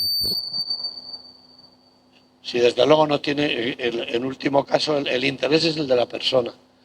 Si ahí entra en contradicción con la familia, es raro, te pasará muy pocas veces, porque a mí no me ha pasado nunca. Llevo 47 años viendo cosas, ¿no? Entonces, en último caso, te centras en la persona. Y la familia es un medio de ayuda y de conocimiento para ayudar a la persona. Si hay una contradicción ahí con la familia, pues lógicamente te tienes que centrar en la persona. Pero tienes que analizar por qué es eso, ¿no? Es decir, a veces había un concepto que se utilizaba que era el de discriminación por amor, lo llamaban. Eso a mí me suena ridículo un poco, ¿no? Y se referían a veces a actuaciones de los papás o mamás que generan discriminación solo por protección y por intento y por cariño hacia la propia persona. Pero claro, si se produce eso y la persona quiere tener independencia, pues tienes que centrarte en ella. Pero hay que analizar bien el tema, porque es raro que no quiera que un familiar esté presente ahí. Bueno, eso es la primera parte, pero veis que ponemos estrategias cualitativas y cuantitativas. Lo destaco porque nosotros hemos desarrollado, sobre todo a nivel internacional, Salamanca y yo como investigador principal he desarrollado los principales procedimientos de evaluación de calidad de vida que están aplicándose en muchos países.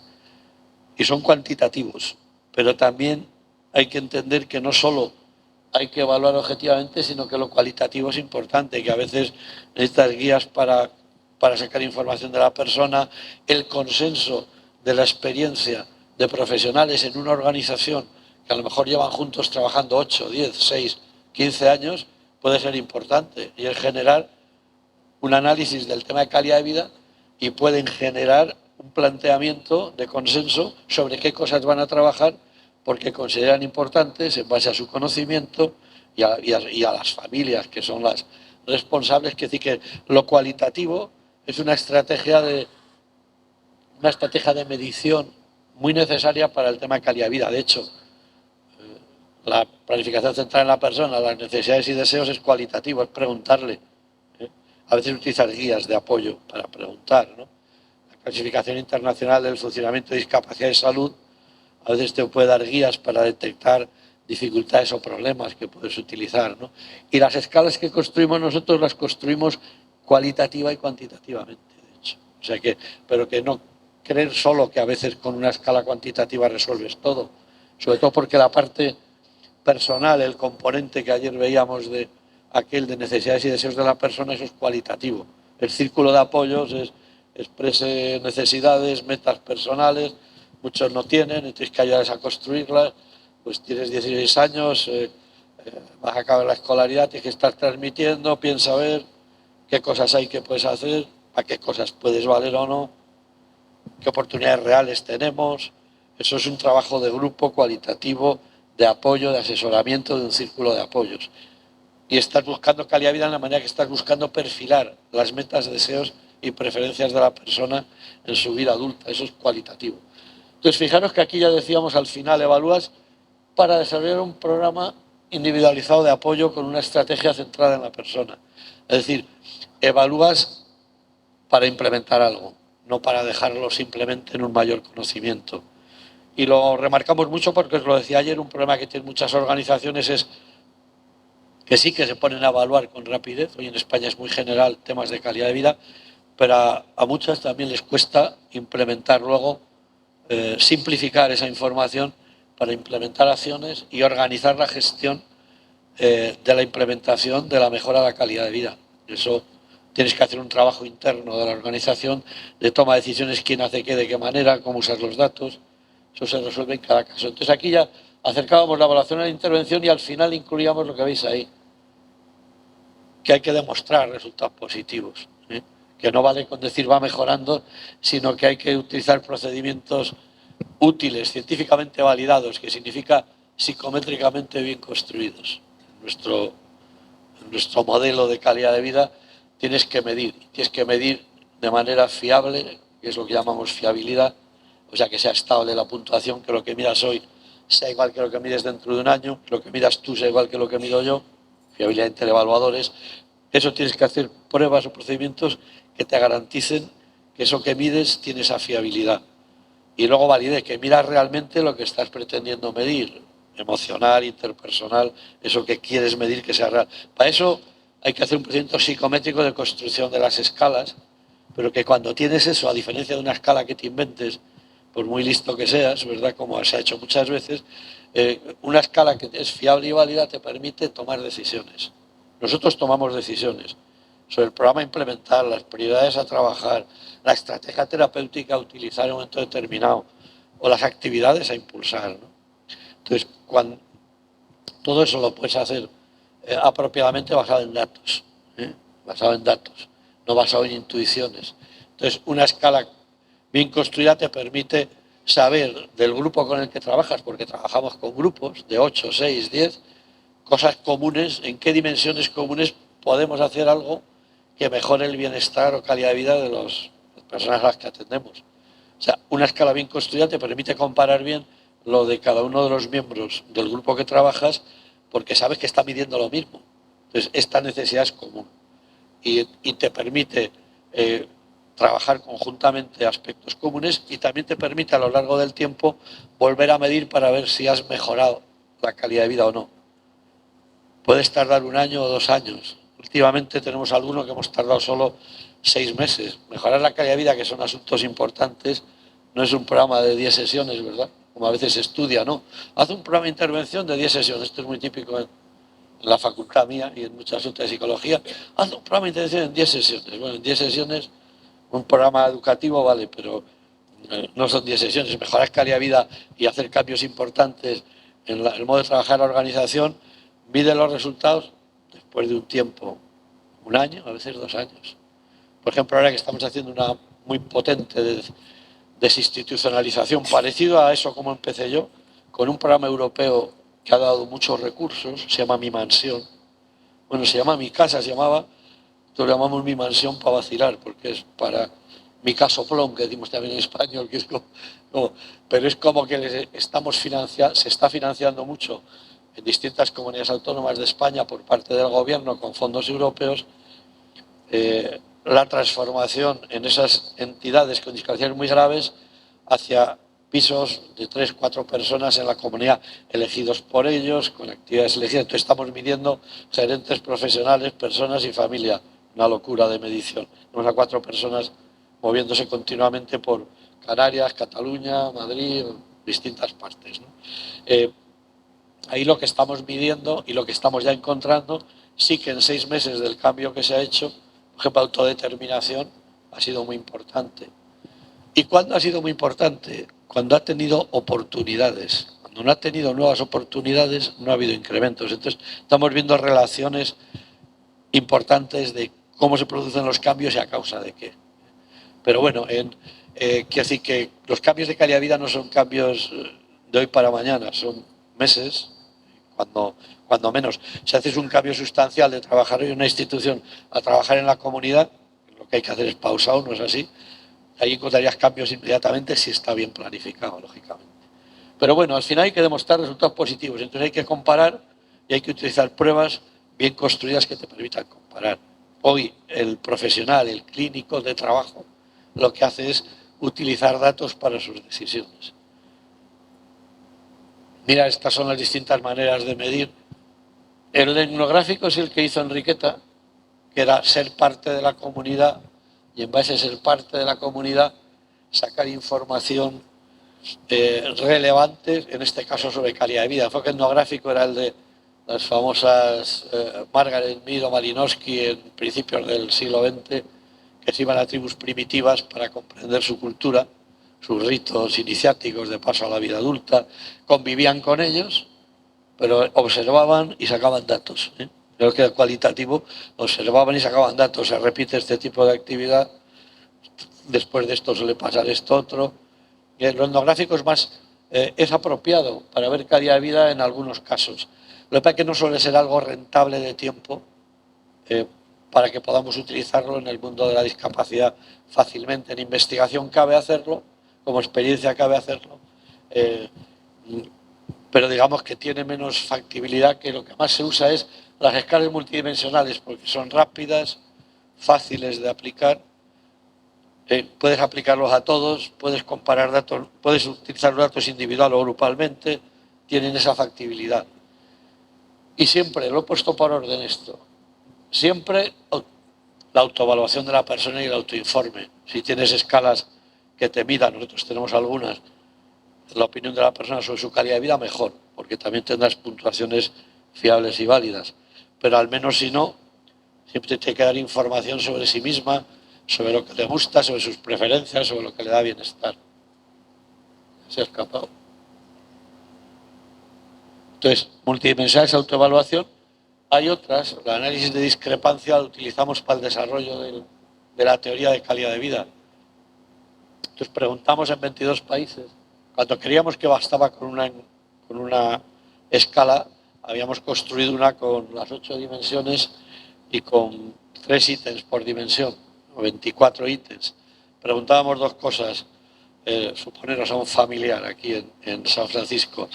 ¿Crees que es importante las relaciones interpersonales en tu hijo?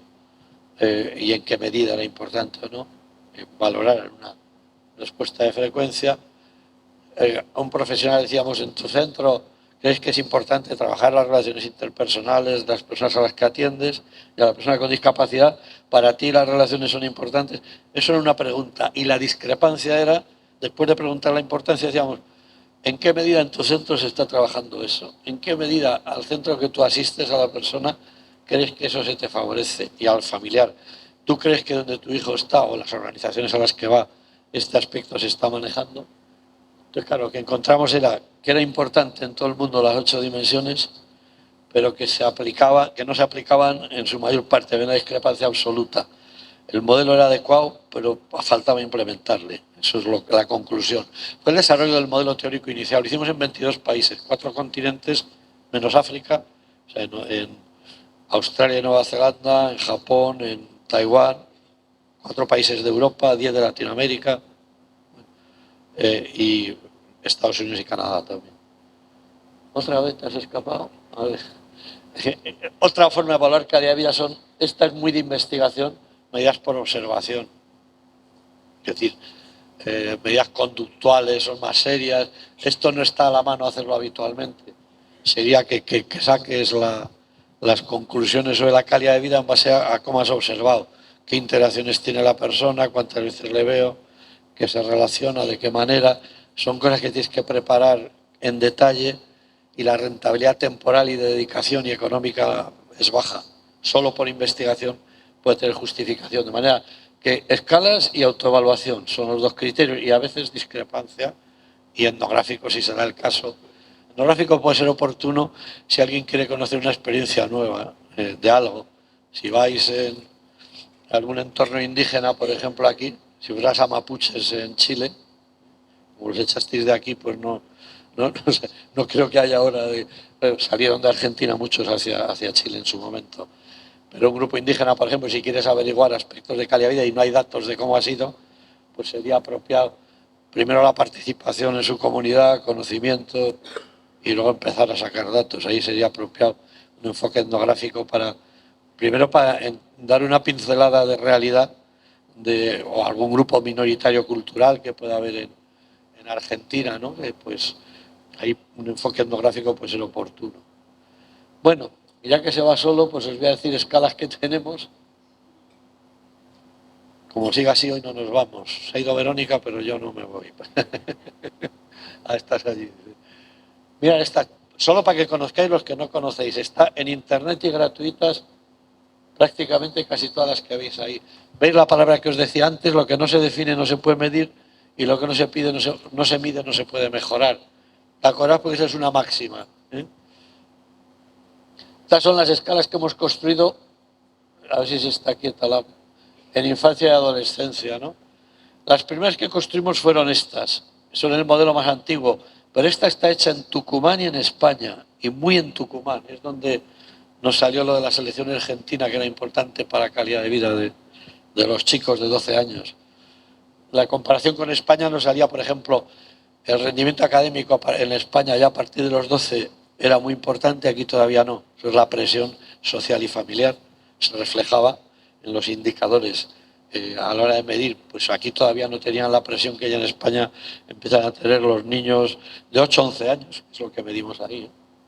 Te puedes estar quieto, hombre. Ahí. Entonces, bueno, estas son escalas. Esta se ha hecho sobre entornos de educación especial, la Kids Life. La pusimos el nombre en inglés. La primera autora ahí es una catedrática ya que se formó conmigo y que está en la Universidad de Oviedo y es coautora de muchas de las pruebas que hemos hecho. Lo puso el título en inglés porque la gente cuando pones una cosa en inglés se cree que es más importante y mejor. Es verdad. Y curiosamente en otros países rápido miraban. Tuve suerte de que otra la puse yo San Martín por una fundación que se llama San Martín y eso también suena en inglés mucho, San Martín. San Martín in the Fields es una catedral muy conocida y hay un grupo musical de clásico, ¿no? Pero bueno, esta está hecha sobre educación especial, tiene versión para Down y para TEA, porque cuando la empezamos a aplicar vimos que Algunos ítems eran muy bajos porque esta estaba derivada de una que habíamos hecho de adultos para discapacidades graves. Entonces tenía ítems que para muchos síndrome de Down eran demasiado sencillos. Había que poner algo un poquito más complicado para valorar su calidad de vida. Y luego lo de autismo lo mismo, había otro tipo de variables. De todas formas, la Kisly vale en general para todos. Y estamos construyendo el índice de inclusión en primaria, que empezamos con un proyecto europeo, llevamos 3 años y no podemos fusilar a muchos profesores, pero si no fusilaríamos, la falta de colaboración es absoluta. Una cosa.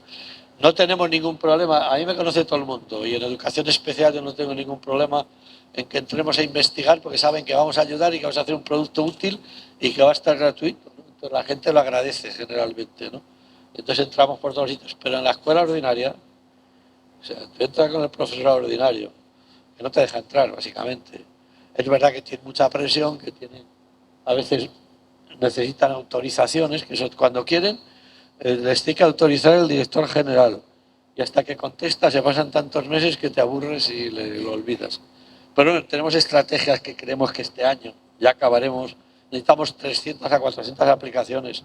Tenemos 110 después de 1 año y medio, 2 años, una cosa, en toda España. Es decir, que investigar a veces no es tan fácil. No crees que solo es difícil el trabajo cotidiano en las organizaciones, sino que en la investigación a veces te desesperas también con las cosas, ¿no? Pero bueno, la vamos a construir y lo ideal es que ya no, pero Antonio, que está conmigo, Antonio Amor, que será primer autor cuando lo construyamos, él seguirá luego con secundaria si vemos que colabora la gente, claro, y no se aburre. Pero estamos construyendo porque queremos tenerla sobre entorno inclusivo, porque los indicadores de medición, como os decía, son distintos. A lo mejor lo interpersonal es mucho más importante, la manera de medirlo es diferente, en fin. Y esta es una de las de autodeterminación, ¿o no? No lo veo bien. Es la Arquinico, sí. Esta es que, coño. No se he puesto la. A ver, esta es una derivada de una norteamericana que no está bien en el original, aunque el primer autor es Weimayer, que es la máxima autoridad en autodeterminación. No le salieron bien los datos, es amigo, pues se acaba de retirar ahora. O sea, que no están bien los datos. Ya, pero había que sacarla. Digo, ¿qué coño? Es buena escala la que hicieron. Fue los primeros que movilizaron el tema de la autodeterminación en el mundo de la educación especial en Estados Unidos. Pero esta la adaptamos en España y tiene variaciones respecto al original, porque no nos salió bien hasta que cambiamos cosas. Entonces hay una escala distinta, otra con el sistema de respuesta diferente. Todas tienen publicaciones internacionales que les dan validez, quiero decir, pero luego las más conocidas son estas de adultos que veis aquí. Bueno, espera, os pongo estas tres. Estas tres son las que tienen más traducciones internacionales y más aplicación. Descargables gratuitamente en la web, acordaros, sin ningún problema, se descargan. Y en alguno tenemos la versión inglesa, italiana o francesa, pero hay más de lo que nosotros tenemos porque hay muchas versiones que no tenemos. Esta se llama Gencat, porque la hicimos con la Generalitat Catalana, con el gobierno de Cataluña. Vino a Salamanca a pedirme que hiciéramos un trabajo. Yo le dije, no, en Cataluña hay gente muy buena, no quiero problemas, ¿eh? No, queremos que seas tú. Bueno, vale, pues lo financiaron bien y trabajaron muy bien las organizaciones catalanas, colaboraron muy bien en todo el proceso de trabajo. Eso sí, descubrimos que la administración no conocía el nombre de la directora o director del centro en el 30-40% de los casos, tenía la dirección equivocada y están financiándolo. Cuidado que lo hemos visto en más partes de España, quiero decir que para que vean lo que es la administración a veces, no saben ni a quién mandan el dinero, ni cómo se lo está gastando, es lo peor. Quiero decir que no evalúan lo clave. Tienes que financiar, pero tienes que evaluar y tienes que ver que está respondiendo a los intereses de lo que pretendes. Bueno, estas eran, es que se me mueve solo. Estas son las tres principales. La Gencat fue para todos los servicios sociales. O sea, si alguien trabaja en servicios sociales con mayores, con salud mental o con discapacidad, para todos. Y esa tiene muchas aplicaciones, varios idiomas. Pero las más fuertes yo creo que son esta y esta. La INICO FEAS y la San Martín. La INICO FEAS es para ligeros y medios de discapacidad intelectual. Ligeros y medios. O sea, la mayor parte de la población. El 80-85% de nuestra población tiene un nivel ligero o medio de limitación intelectual. y es la primera internacional que se hace, es producto de otra anterior que llamábamos Integrar, se aplicó también en Argentina en algún otro sitio, pero esta es mejor versión ya. Tiene autoinforme e informe de otros, es decir, que una es una escala para la persona y otra es para el profesional o familiar que contesta. Y luego contrastas la opinión para ver discrepancias y te da dos perfiles de gráfica. Y esta es la única que es psicométricamente válida a nivel internacional, esta es psicométricamente válida y esta la única para discapacidades graves. Este es uno de los chicos de la Fundación San Martín de Cantabria, ido pidiendo dinero para investigación por toda España, entonces me lo daba la Generalitat Catalana, la Fundación San Martín. ¿No creéis que la investigación en nuestros terrenos se financia?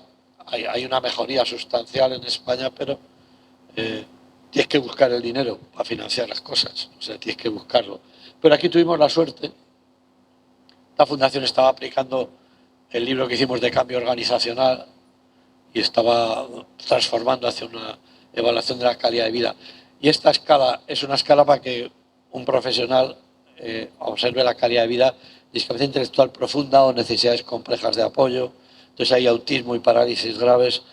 Es un terreno donde se está utilizando bastante. Luego, en los últimos años, que sepáis que hemos construido una escala para el daño cerebral y para el autoinforme de la persona con daño cerebral. A lo mejor no lo tenéis todavía, pero acaba viniéndoos al mundo de la educación, no de la educación, al mundo de la discapacidad, las personas con daño cerebral, porque es emergente. En España hay 400.000 personas, no una. Y cada año hay muchas mujeres a veces. Es verdad que muchas te recuperas de los ictus, del ictus, de la hemorragia, pero otros fallecen. Ángel Rivier, que conoce Horacio, ¿verdad? Pues fueron 2 ictus seguidos a los 50 años. Hay que decirte que desafortunadamente, ¿no? Pero hay mucha gente que se recupera, entonces, pero puede tener una limitación cognitiva temporal y hay otros que se quedan con limitación cognitiva permanente.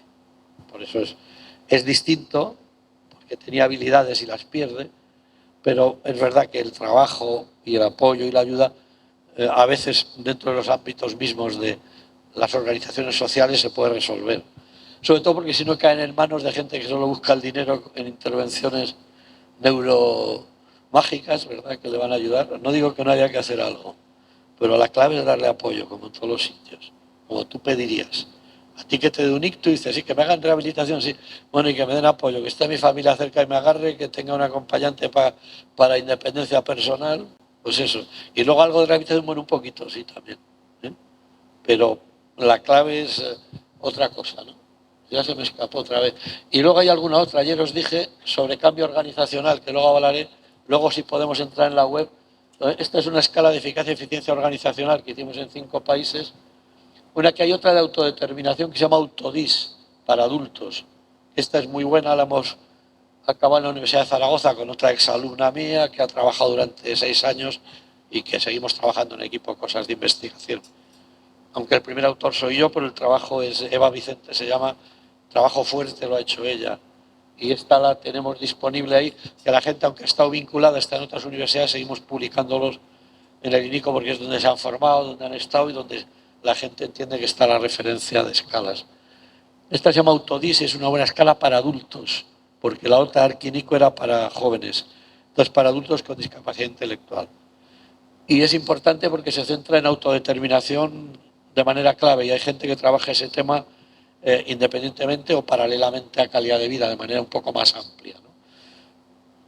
Y esta escala es la que os digo de cambio organizacional, que luego si podemos entrar en la web, os la comento. Es una escala más sencilla, muy clínica, no es psicométrica para decidir y comparar, sino es para detectar en qué medida una organización está trabajando bien centrada en el usuario, bien centrada en su propia organización, proyectando bien hacia el futuro, manejando económicamente bien la organización.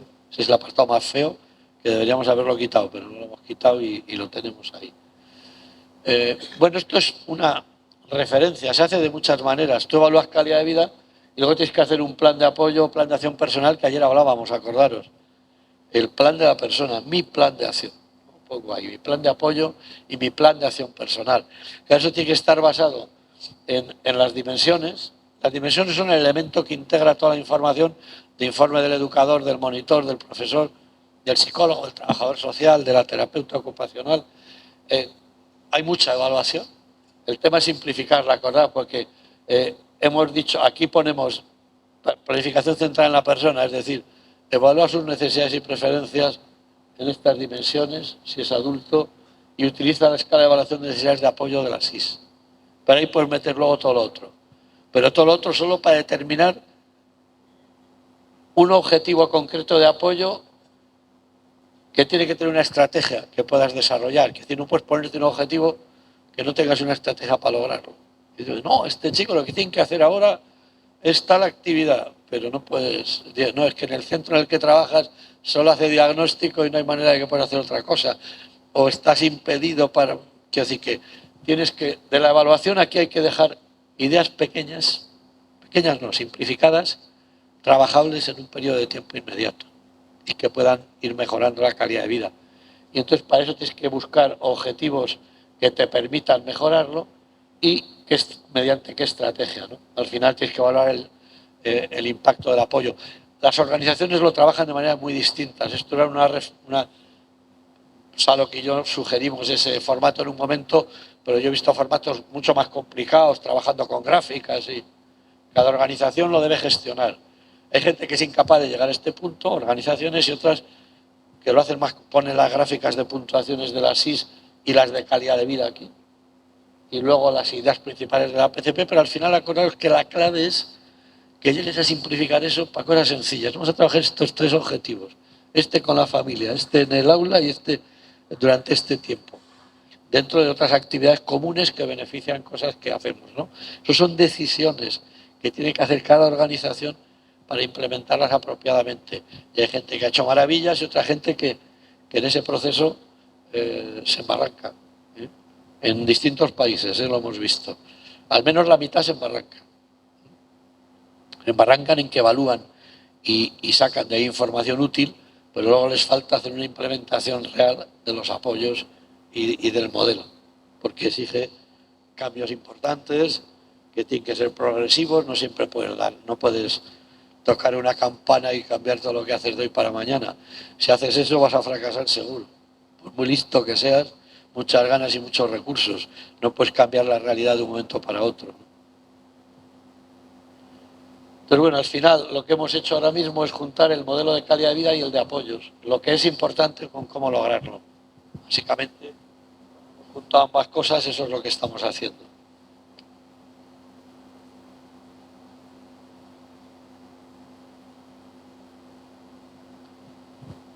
Verónica, como les veo tan atentos, hablo muy lento, y entonces me lleva más tiempo todo lo que tengo que decir. No veo que se me duerma nadie, pero tiene derecho alguno y se quiere dormir. A veces eso es beneficioso, es calidad de vida. Oye, qué buena fue la charla, que me eché una siesta. Me desperté cuando se iba. Bueno, al final hemos juntado lo que hicimos en un momento determinado. Claro, ya estábamos en la definición final que decíamos, hay que evaluar porque hay que llevar un programa, como detectando que había gente que veíamos que se quedaba tan contento solo evaluando, ¿no? Entonces al final hemos juntado el enfoque más, que lleva también 40 años, los enfoques centrados en la persona y las estrategias de mejora de distintas disciplinas que tenemos, ¿no? Entonces, miraros, porque esto es lo último, esto lo tenéis, lo explico ahora, pero lo tenemos en siglo cero, en el año 2021, siglo cero, recordad que os dije que es la revista científica de referencia, que es de plena inclusión, y Universidad de Salamanca. Y yo estoy desde el año 93 y creo que soy permanente ya. Ya no se lo digo, había años que les decía, oye, cambiar, que es bueno en una revista científica que cada pocos años cambie el director. No está en el orden del día. Bueno, me gusta, o sea, que es un trabajo que está bien y está... Ayer me riñó una asistente, me dijo que también hay cosas argentinas publicadas, y es verdad. Decía lo de Chile porque haya habido más invasión. También ha habido más invasión que hemos desechado de Chile, porque nos mandan cosas que no tienen nada que ver a veces con discapacidad. Ahí todo tiene que ver con discapacidad intelectual o del desarrollo, autismo, parálisis, o que la discapacidad en general tenga un interés, lo que se envía. Rigurosos, en una revista seria, con índice de impacto en Scopus y que vamos creciendo en el reconocimiento. La TICDES, que es una una valoración de que una revista sea buena, que tiene 30 ítems. Ayer vi el correo, nos han renovado después de varios años que no lo hacían. Dice, ustedes tienen los 30 ítems completos, hasta el del género, que cuántos hay. Bueno,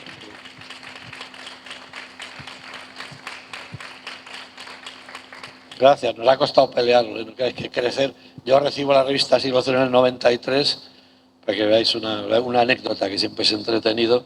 Y la revista Siglo Cero era buena, tenía un gran director que fue Alfredo Fierro, una persona excelente, con una formación de teología y de filosofía alta, y muy bueno en valores, y todavía leer las cosas suyas y dices, coño, el tío de profundidad, una persona todavía vive, tiene cerca de 90, tendrá ya Alfredo.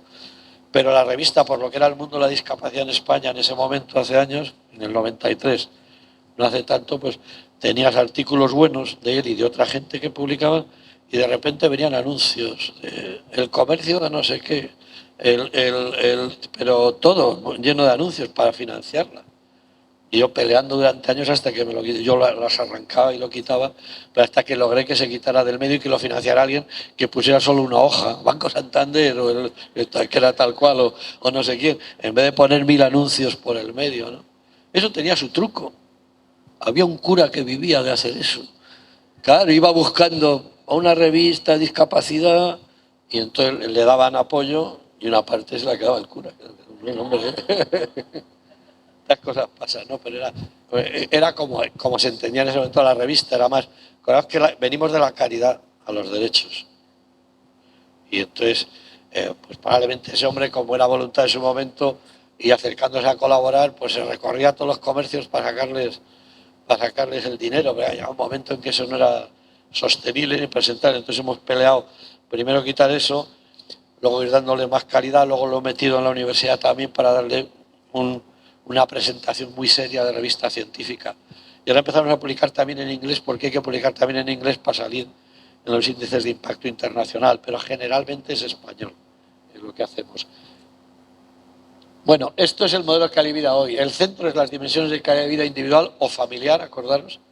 Y estos son los 4 elementos de apoyo que vamos a ver ahora y que ayer os decía, ¿no?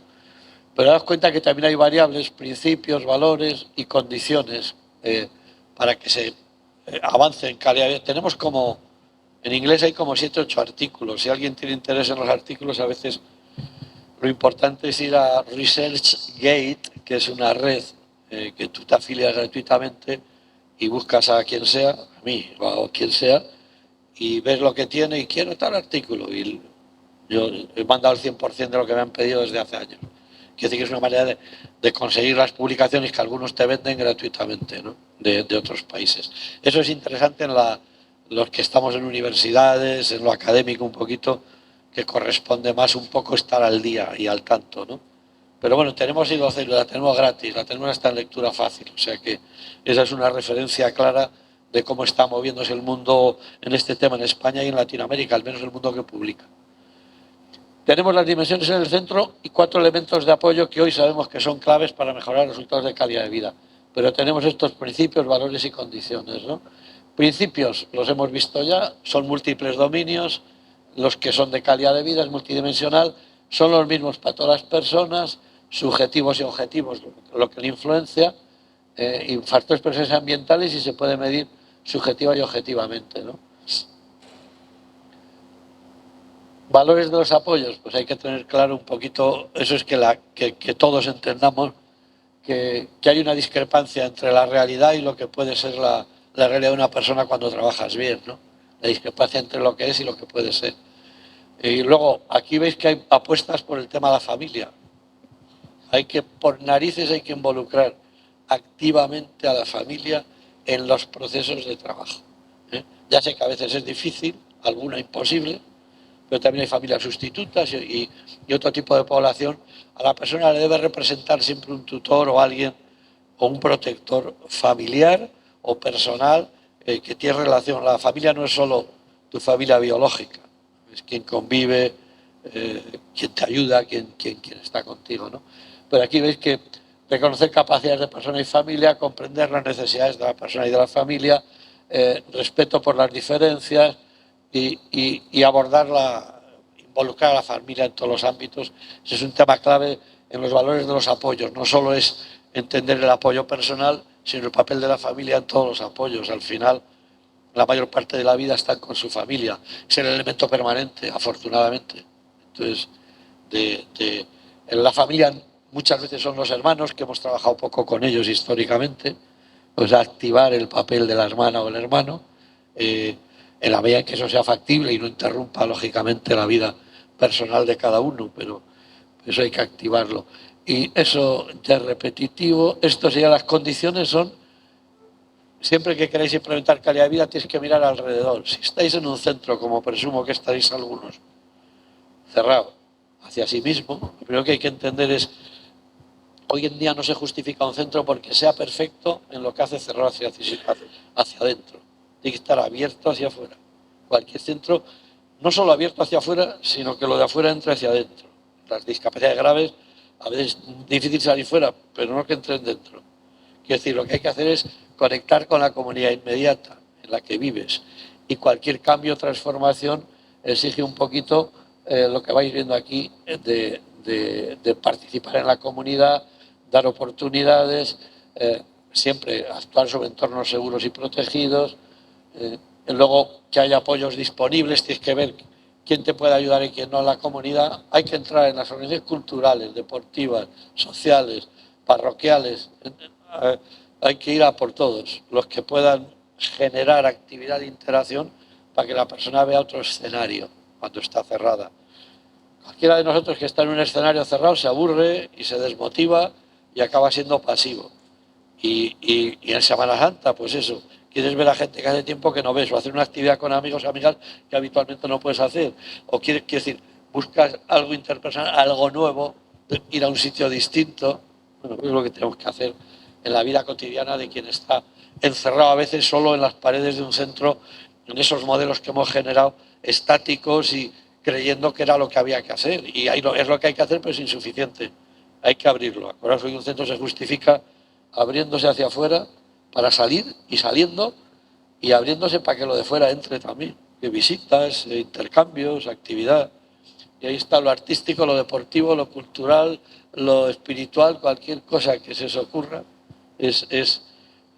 genera interacciones y genera oportunidades. Pero mirad, los elementos, ya estamos en las partes de los elementos. Elección y autonomía personal, este es el de la autodeterminación. Es que hemos elegido, Salok y yo, estas palabras, pero la autodeterminación a veces es un concepto grande, que a veces, como el de calidad de vida, pues te lo manipulan a veces, ¿no? Autodeterminación es como vida independiente, se utiliza en discapacidad física y sensorial. El concepto de vida independiente, que es el de autonomía de tu vida, de tus decisiones y de control, es el mismo que en discapacidad intelectual hemos desarrollado como autodeterminación, que es controlar mejor tu vida, elegir y decidir. Lo básico es elegir y tener independencia. Y para eso tienes que tener oportunidades, como decimos aquí. O sea, la autodeterminación no la aprendes si no tienes oportunidades. No, que los míos son muy bajos, es que no pueden. No, que no pueden. Pueden decidir, digamos, hasta aunque no sean capaces de hablar, puntuando con el dedo si les gusta o no les gusta una actividad, si están a disgusto con una persona que está con ellos, si la comida crees que es asquerosa, hay maneras de puntuar y de saber cómo se sienten y cómo se perciben, y sobre todo que se sientan parte activa de que lo que ocurre tiene que ver con lo que tú quieres. Cuando lo que ocurre no tiene que ver con lo que tú quieres, ¿cómo no se van a deprimir? Ya hablamos de depresión en síndrome de Down, lo he dicho más de una vez, cuando son adultos. Claro, eso es un fracaso social nuestro. Se van a deprimir si no les montamos un proyecto de vida, no les ayudamos a que tengan una actividad laboral, que les dé relaciones, que tenga metas propias. Hoy se definen los fenotipos, los médicos dicen, no, hoy es una característica el síndrome de Down en edad adulta. Es un fracaso social nuestro, profesionales, organizaciones y política pública, ¿no? Porque no hay algo ahí que te diga que se deprime porque ve a su hermano o a su hermana montarse la vida, tener oportunidades. Entonces eso es lo que tenemos que construir. La oportunidad tiene mucho que ver con los derechos y con afortunadamente la convención ahí ha avanzado, pero hay un trabajo importante pues en los abogados, en los notarios, en los jueces, para situaciones que pueden ser de discriminación. Y luego la clave es el apoyo a la toma de decisiones. Eso es donde deben aprender, por ejemplo, en temas judiciales a veces, o en temas de herencias. La persona no puede tomar otra la decisión por ella, de acuerdo con la ley. Debes apoyar a la persona para que si algo decide, al menos lo comprenda. Y para eso hay personas profesionales que tienen que apoyarle para que comprenda o para que intente entender qué es lo que se está decidiendo sobre él o que le involucra a él o que le repercute. Entonces, ese es el tema clave, es lo que tenemos que aprender a hacer mejor. En España hay muy buenas formaciones ahora en notarios, hay en sistema judicial también, pero no te llama de vez en cuando un abogado desorientado. Esto otra vez, no, si antes, por ejemplo, algo que no se puede hacer hoy, que es iba a decir la menopausia, pero es la ligadura de trompa, Quiero decir, digamos, para evitar situaciones teóricamente que se decían de ninfomanía, ahí se agarraba la trabajadora social y decía, que pum, pum, y se hacía así. Hoy en día eso es un delito. Entonces, llegar a tomar una decisión la tiene que ser la persona a la que la aprueba, tiene que haber un juez por medio, pero claro, la persona tiene que tener apoyo para saber discernir si se está recomendando algo porque parezca oportuno, por conductas peligrosas, etcétera, el sentido de lo que tiene que decir, que tiene que estar informada y apoyada, que es un tema, es artístico casi, ¿verdad? Individual, para tomar la decisión y en más cosas, ¿no? Los apoyos es la clave para lograr en situaciones críticas, para apoyar las decisiones de la persona. Lo que dice la investigación es esto: en la medida que la persona está informada y participa en su propia vida, en su plan, la motivación se incrementa y se reducen los comportamientos inadaptados y se siente más satisfecho, con mayor autonomía, con mejor competencia. Eso lo dice la investigación, en la medida que has introducido cambios. Que el cambio básico es informarles de lo que sucede en el centro, informarles qué sucede, qué opine sobre ello, que pueda plantear alternativas y que las cosas que dice o dicen puedan tener repercusión real en lo que se hace. Eso es lo que inmediatamente primero está viéndose motivada la persona, entendiendo que lo que ocurre es parte de lo que él o ella están decidiendo, ¿no? Bien, ese es un tema clave, la autodeterminación es un tema clave en cualquier población. Y luego está claro que los ambientes inclusivos favorecen mejor la calidad de vida, son entornos naturales y que ofrecen más oportunidades de aprendizaje, más recursos, más apoyos, pero mirad, lo pongo en morado a propósito. Esto es de la definición de discapacidad del año 21, lo pusimos ahí muy claro. La implementación de entornos inclusivos, educativos y sociales requiere, y lo subrayo, requiere que los responsables políticos, proveedores de apoyo, organizaciones sociales y personas implicadas, profesionales, etcétera, se aseguren que el entorno inclusivo promueve lo dicho. No siempre un entorno inclusivo es inclusivo real. A veces, algunas veces los políticos ya no, qué bien la inclusión porque me ahorro dinero, ¿no? Me sale más barato. No, es que tienes que poner profesionales, es que tienen que ayudar, es que tienes que poner recursos, que la inclusión no es simplemente colocarle, aquí las empresas te aceptan a alguien si hay una organización detrás que le entrene, que supervise, que apoye y que a lo mejor tiene la suerte de que esa persona luego queda apoyada de manera sencilla con los trabajadores de esa empresa. Pero a lo mejor no, a lo mejor cada cierto tiempo requiere una intervención de ayuda. La organización es necesaria, pero de otra manera, ¿no? Entonces, acordaros, la inclusión solo funciona cuando está bien planificada. Eso en España hay que decírselo a los políticos, aquí al oído, para que les entre y no les salga por otro. Le cierras una oreja y que le entre por una, para que se le quede en la cabeza. Porque a veces han desistido, se quedan con las palabras, pero no las transforman en hechos. Y recortan recursos y no planifican. Hay que decir, usted es responsable de que se planifique. Financia a las organizaciones, a los centros, pero supervise que está bien. Es una responsabilidad. Lo que está ocurriendo es que son las mamás o los papás los que financian la actividad cuando pueden, que no siempre pueden, de profesionales de apoyo para que las cosas funcionen. Eso es mucho morro, que decimos en España. Eso es un papel de la administración, un papel de los propios centros. No debería ser un papel de la familia, que puede complementar, correcto, que puede ayudar, bien, pero toda la gente pobre nunca tendrá oportunidad. Y toda la gente de clase media en Argentina pues se quedará sin poder hacer inclusión, porque como depende de medios y riqueza personal y eso no es tan fácil, pues no va a poder tenerla. La clave es que la administración, la clave es que la administración asuma su responsabilidad junto a las organizaciones sociales, su papel, y todo es un poco el papel que corresponde. Bueno, eso es clave. Ambientes inclusivos, en lo de apoyos genéricos es que cada vez hay que ver más las respuestas de salud, de educación o laboral en los entornos ordinarios, ¿no? Los apoyos naturales permiten ampliar, digamos, el apoyo a las personas más allá de las intervenciones profesionales pagadas. Existe un mundo que es el que debemos contaminar, que os decía ayer, hay que hacer una contaminación de valores y de involucración, aunque sea mínimas cosas. No sé si era Galeano, el argentino, el que decía lo de que pequeñas cosas hechas por mucha gente en pequeños momentos dan resultados de cambios importantes. Y esa es la realidad, esa es la realidad en la discapacidad. Aparte de tener los especialistas, los familiares activos, debes activar, aunque sean en pequeñas maneras, muchas personas en entornos ordinarios. Si haces eso, funciona. Si no, difícil.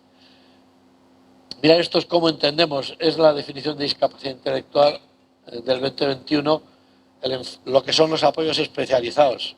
Esperar que vuelvo atrás y vuelvo aquí para que no nos perdamos, pero aunque estaba ahí arriba, estamos aquí. Para mejorar la calidad individual o familiar, 4 elementos: el de autodeterminación, el entorno inclusivo, los apoyos genéricos sociales para resolver, contexto, principios, y los apoyos especializados, lo que siempre se ha dicho. No, estos chicos, estos adultos, con especialistas, a centros especiales, alejados de la ciudad para que no les veamos. Eso no lo dicen, pero iba implícito, ¿no? Yo dirigía el centro de educación especial a 40 kilómetros de Valladolid, donde yo vivía, en medio de un pinar muy bonito, un centro antituberculoso antiguo transformado para educación especial.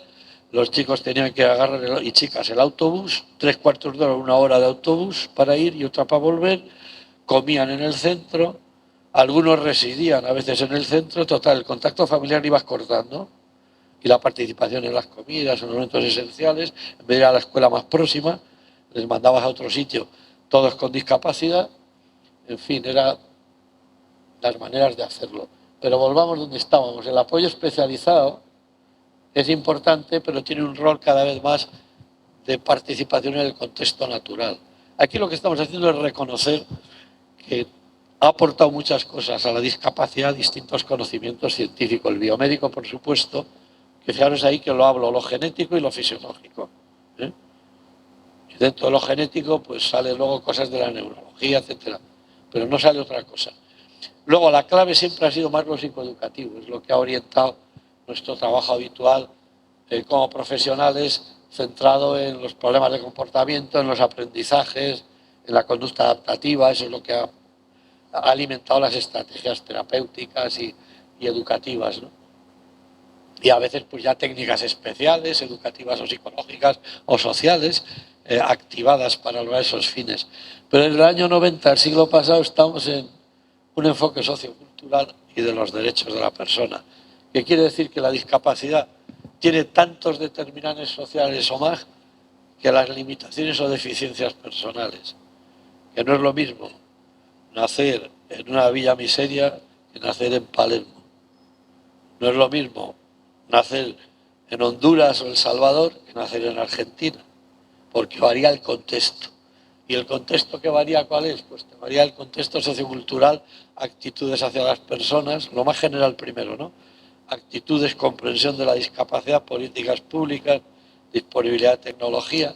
Eso hace variar totalmente la discapacidad, tener más o menos. Es decir, que hay una persona con síndrome de Down puede tener una discapacidad muy grave en El Salvador, producto de la guerra y de los ataques que hace Bukele con esas, vamos, de la política pública y del retraso socioeconómico, tendrá mucho peor situación que si nace aquí, que hay organizaciones sociales serias con trayectorias de años y haciendo trabajos, digamos, bien encaminados y con buenos resultados.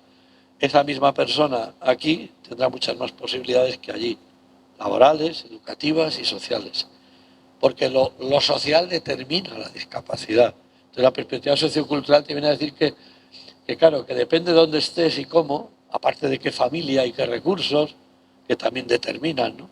Todo eso determina. Entonces, no puedes dejar de mirar a esas variables socioculturales porque son las que te van a permitir cambiar hacia mejor muchas de las situaciones de las personas. Entonces, en los últimos años, sin desdeñar lo anterior, estamos diciendo, es un enfoque más sociocultural. Por eso yo os digo, modelo de calidad de vida es un modelo contextual, que da importancia al contexto y a los cambios que puedes hacer en lo que hacemos los profesionales, en lo que hacemos las organizaciones y en lo que debe hacer la política pública. Eso es lo que estamos planteando. Que a la vez hacer rehabilitaciones, pues vale, pero tienen un alcance limitado. No dejan de ser importantes en las primeras edades, en la estimulación psicomotor, de comunicación, pero el enfoque central en la familia es el que tiene mejores resultados y toda la investigación de los últimos años están ahí. Está el enfoque centrado en la familia. Están ahí. Acordaros porque ahí hay que variar de manera sustancial. Y bueno, esto es en la definición. Lo empezamos a decir, solo hicimos unas jornadas científicas de Salamanca, nos sentamos en un hotel, en una mesa, Salok, Tasei y yo, nos sentamos y empezamos a darle vueltas al modelo teórico de discapacidad intelectual, diciendo, bueno, para armonizar a veces las peleas de los enfoques disciplinarios, no, esto es solo neuropsicología aplicada y rehabilitación. No, vamos a ver, no es que no valga para nada, pero tiene un uso limitado, puntual, a veces importante, pero puntual. Si tenéis un daño cerebral cualquiera de nosotros, más vale que tenga rehabilitación médica los primeros meses, a veces el primer o segundo mes. Inmediatamente tienes que tener un trabajador social para ver la repercusión que eso puede tener, la previsión, la familia, el trabajo, la sexualidad de la persona, todo, para ver un poquito la calidad de vida, cómo va a quedar repercutida. Pero es verdad que los primeros meses de un ictus, si la persona supera la situación, pues son de rehabilitación biomédica fuerte y potente. Afortunadamente en España es muy buena y funciona muy bien lo hospitalario, pero sales del hospitalario y ya a veces tienes logopeda para comunicación, a veces fisioterapia, que eso es muy necesario. Esa rehabilitación en esos primeros momentos son claves, son derechos para recuperar todo lo que puedas. Se recupera muy bien los 6 primeros meses, muy bien el primer año, esto es investigación. Se sigue recuperando bien, algo, ya menos segundo y tercer año. Bueno, y luego siempre puede haber algún tipo de recuperación, pero ya lo principal es cómo ha quedado las relaciones de pareja, la vivienda en donde vives y puedes acceder, puedes manejar el coche o no, las relaciones de pareja se alteran o no, el medio familiar, el cuidado de los otros miembros, eso es calidad de vida. Entonces tienes que, no te va a bastar solo con esto, que puede ser muy importante puntualmente y lo más importante durante un tiempo, pero acordaros lo que os digo, en daño cerebral, al mes deberían entrar en las UCIs la trabajadora social al menos. Tiene que entrar. Y organizar la fisioterapia y la rehabilitación logopédica, la fonoaudiología. E inmediatamente empezar a ver lo de más allá. Entonces, bueno, en nuestra población puede tener algún momento importancia, pero esto es lo que va a durar toda la vida, los apoyos, la manera de cambiar el contexto y en qué medida repercute, y desde luego con estrategias y técnicas que podamos tener aprendidas, ¿no? Bueno, hoy el modelo de calidad de vida y apoyos lo manejamos para proveer apoyos individualizados. Básicamente lo que estamos hablando es de que no hay que hacer planificación grupales, aunque utilices datos grupales para hacer actividades para todos, pero hay que hacer una planificación individual de los apoyos, hay que cambiar las organizaciones. Luego esto es desarrollar investigación y en los últimos años lo que estamos haciendo con eso de paradigma de ciudadanía compartida es la construcción de comunidades inclusivas. Como los roles de los profesionales que generan aperturas en la comunidad para colaboración con el centro y con momentos puntuales de la vida de las personas, ¿no? La hostelería de San Francisco, los comercios, lo que tenga el ayuntamiento de locales o espacios donde puedan participar, deportivo, cultural. Bueno, esto es un poco las implicaciones. Yo creo que antes de entrar en transformación de organizaciones, O hacemos un parón o tiro la garganta por algún sitio. Hacemos un parón y luego continuamos con esa parte y ya con las preguntas. Pues venga, un descanso.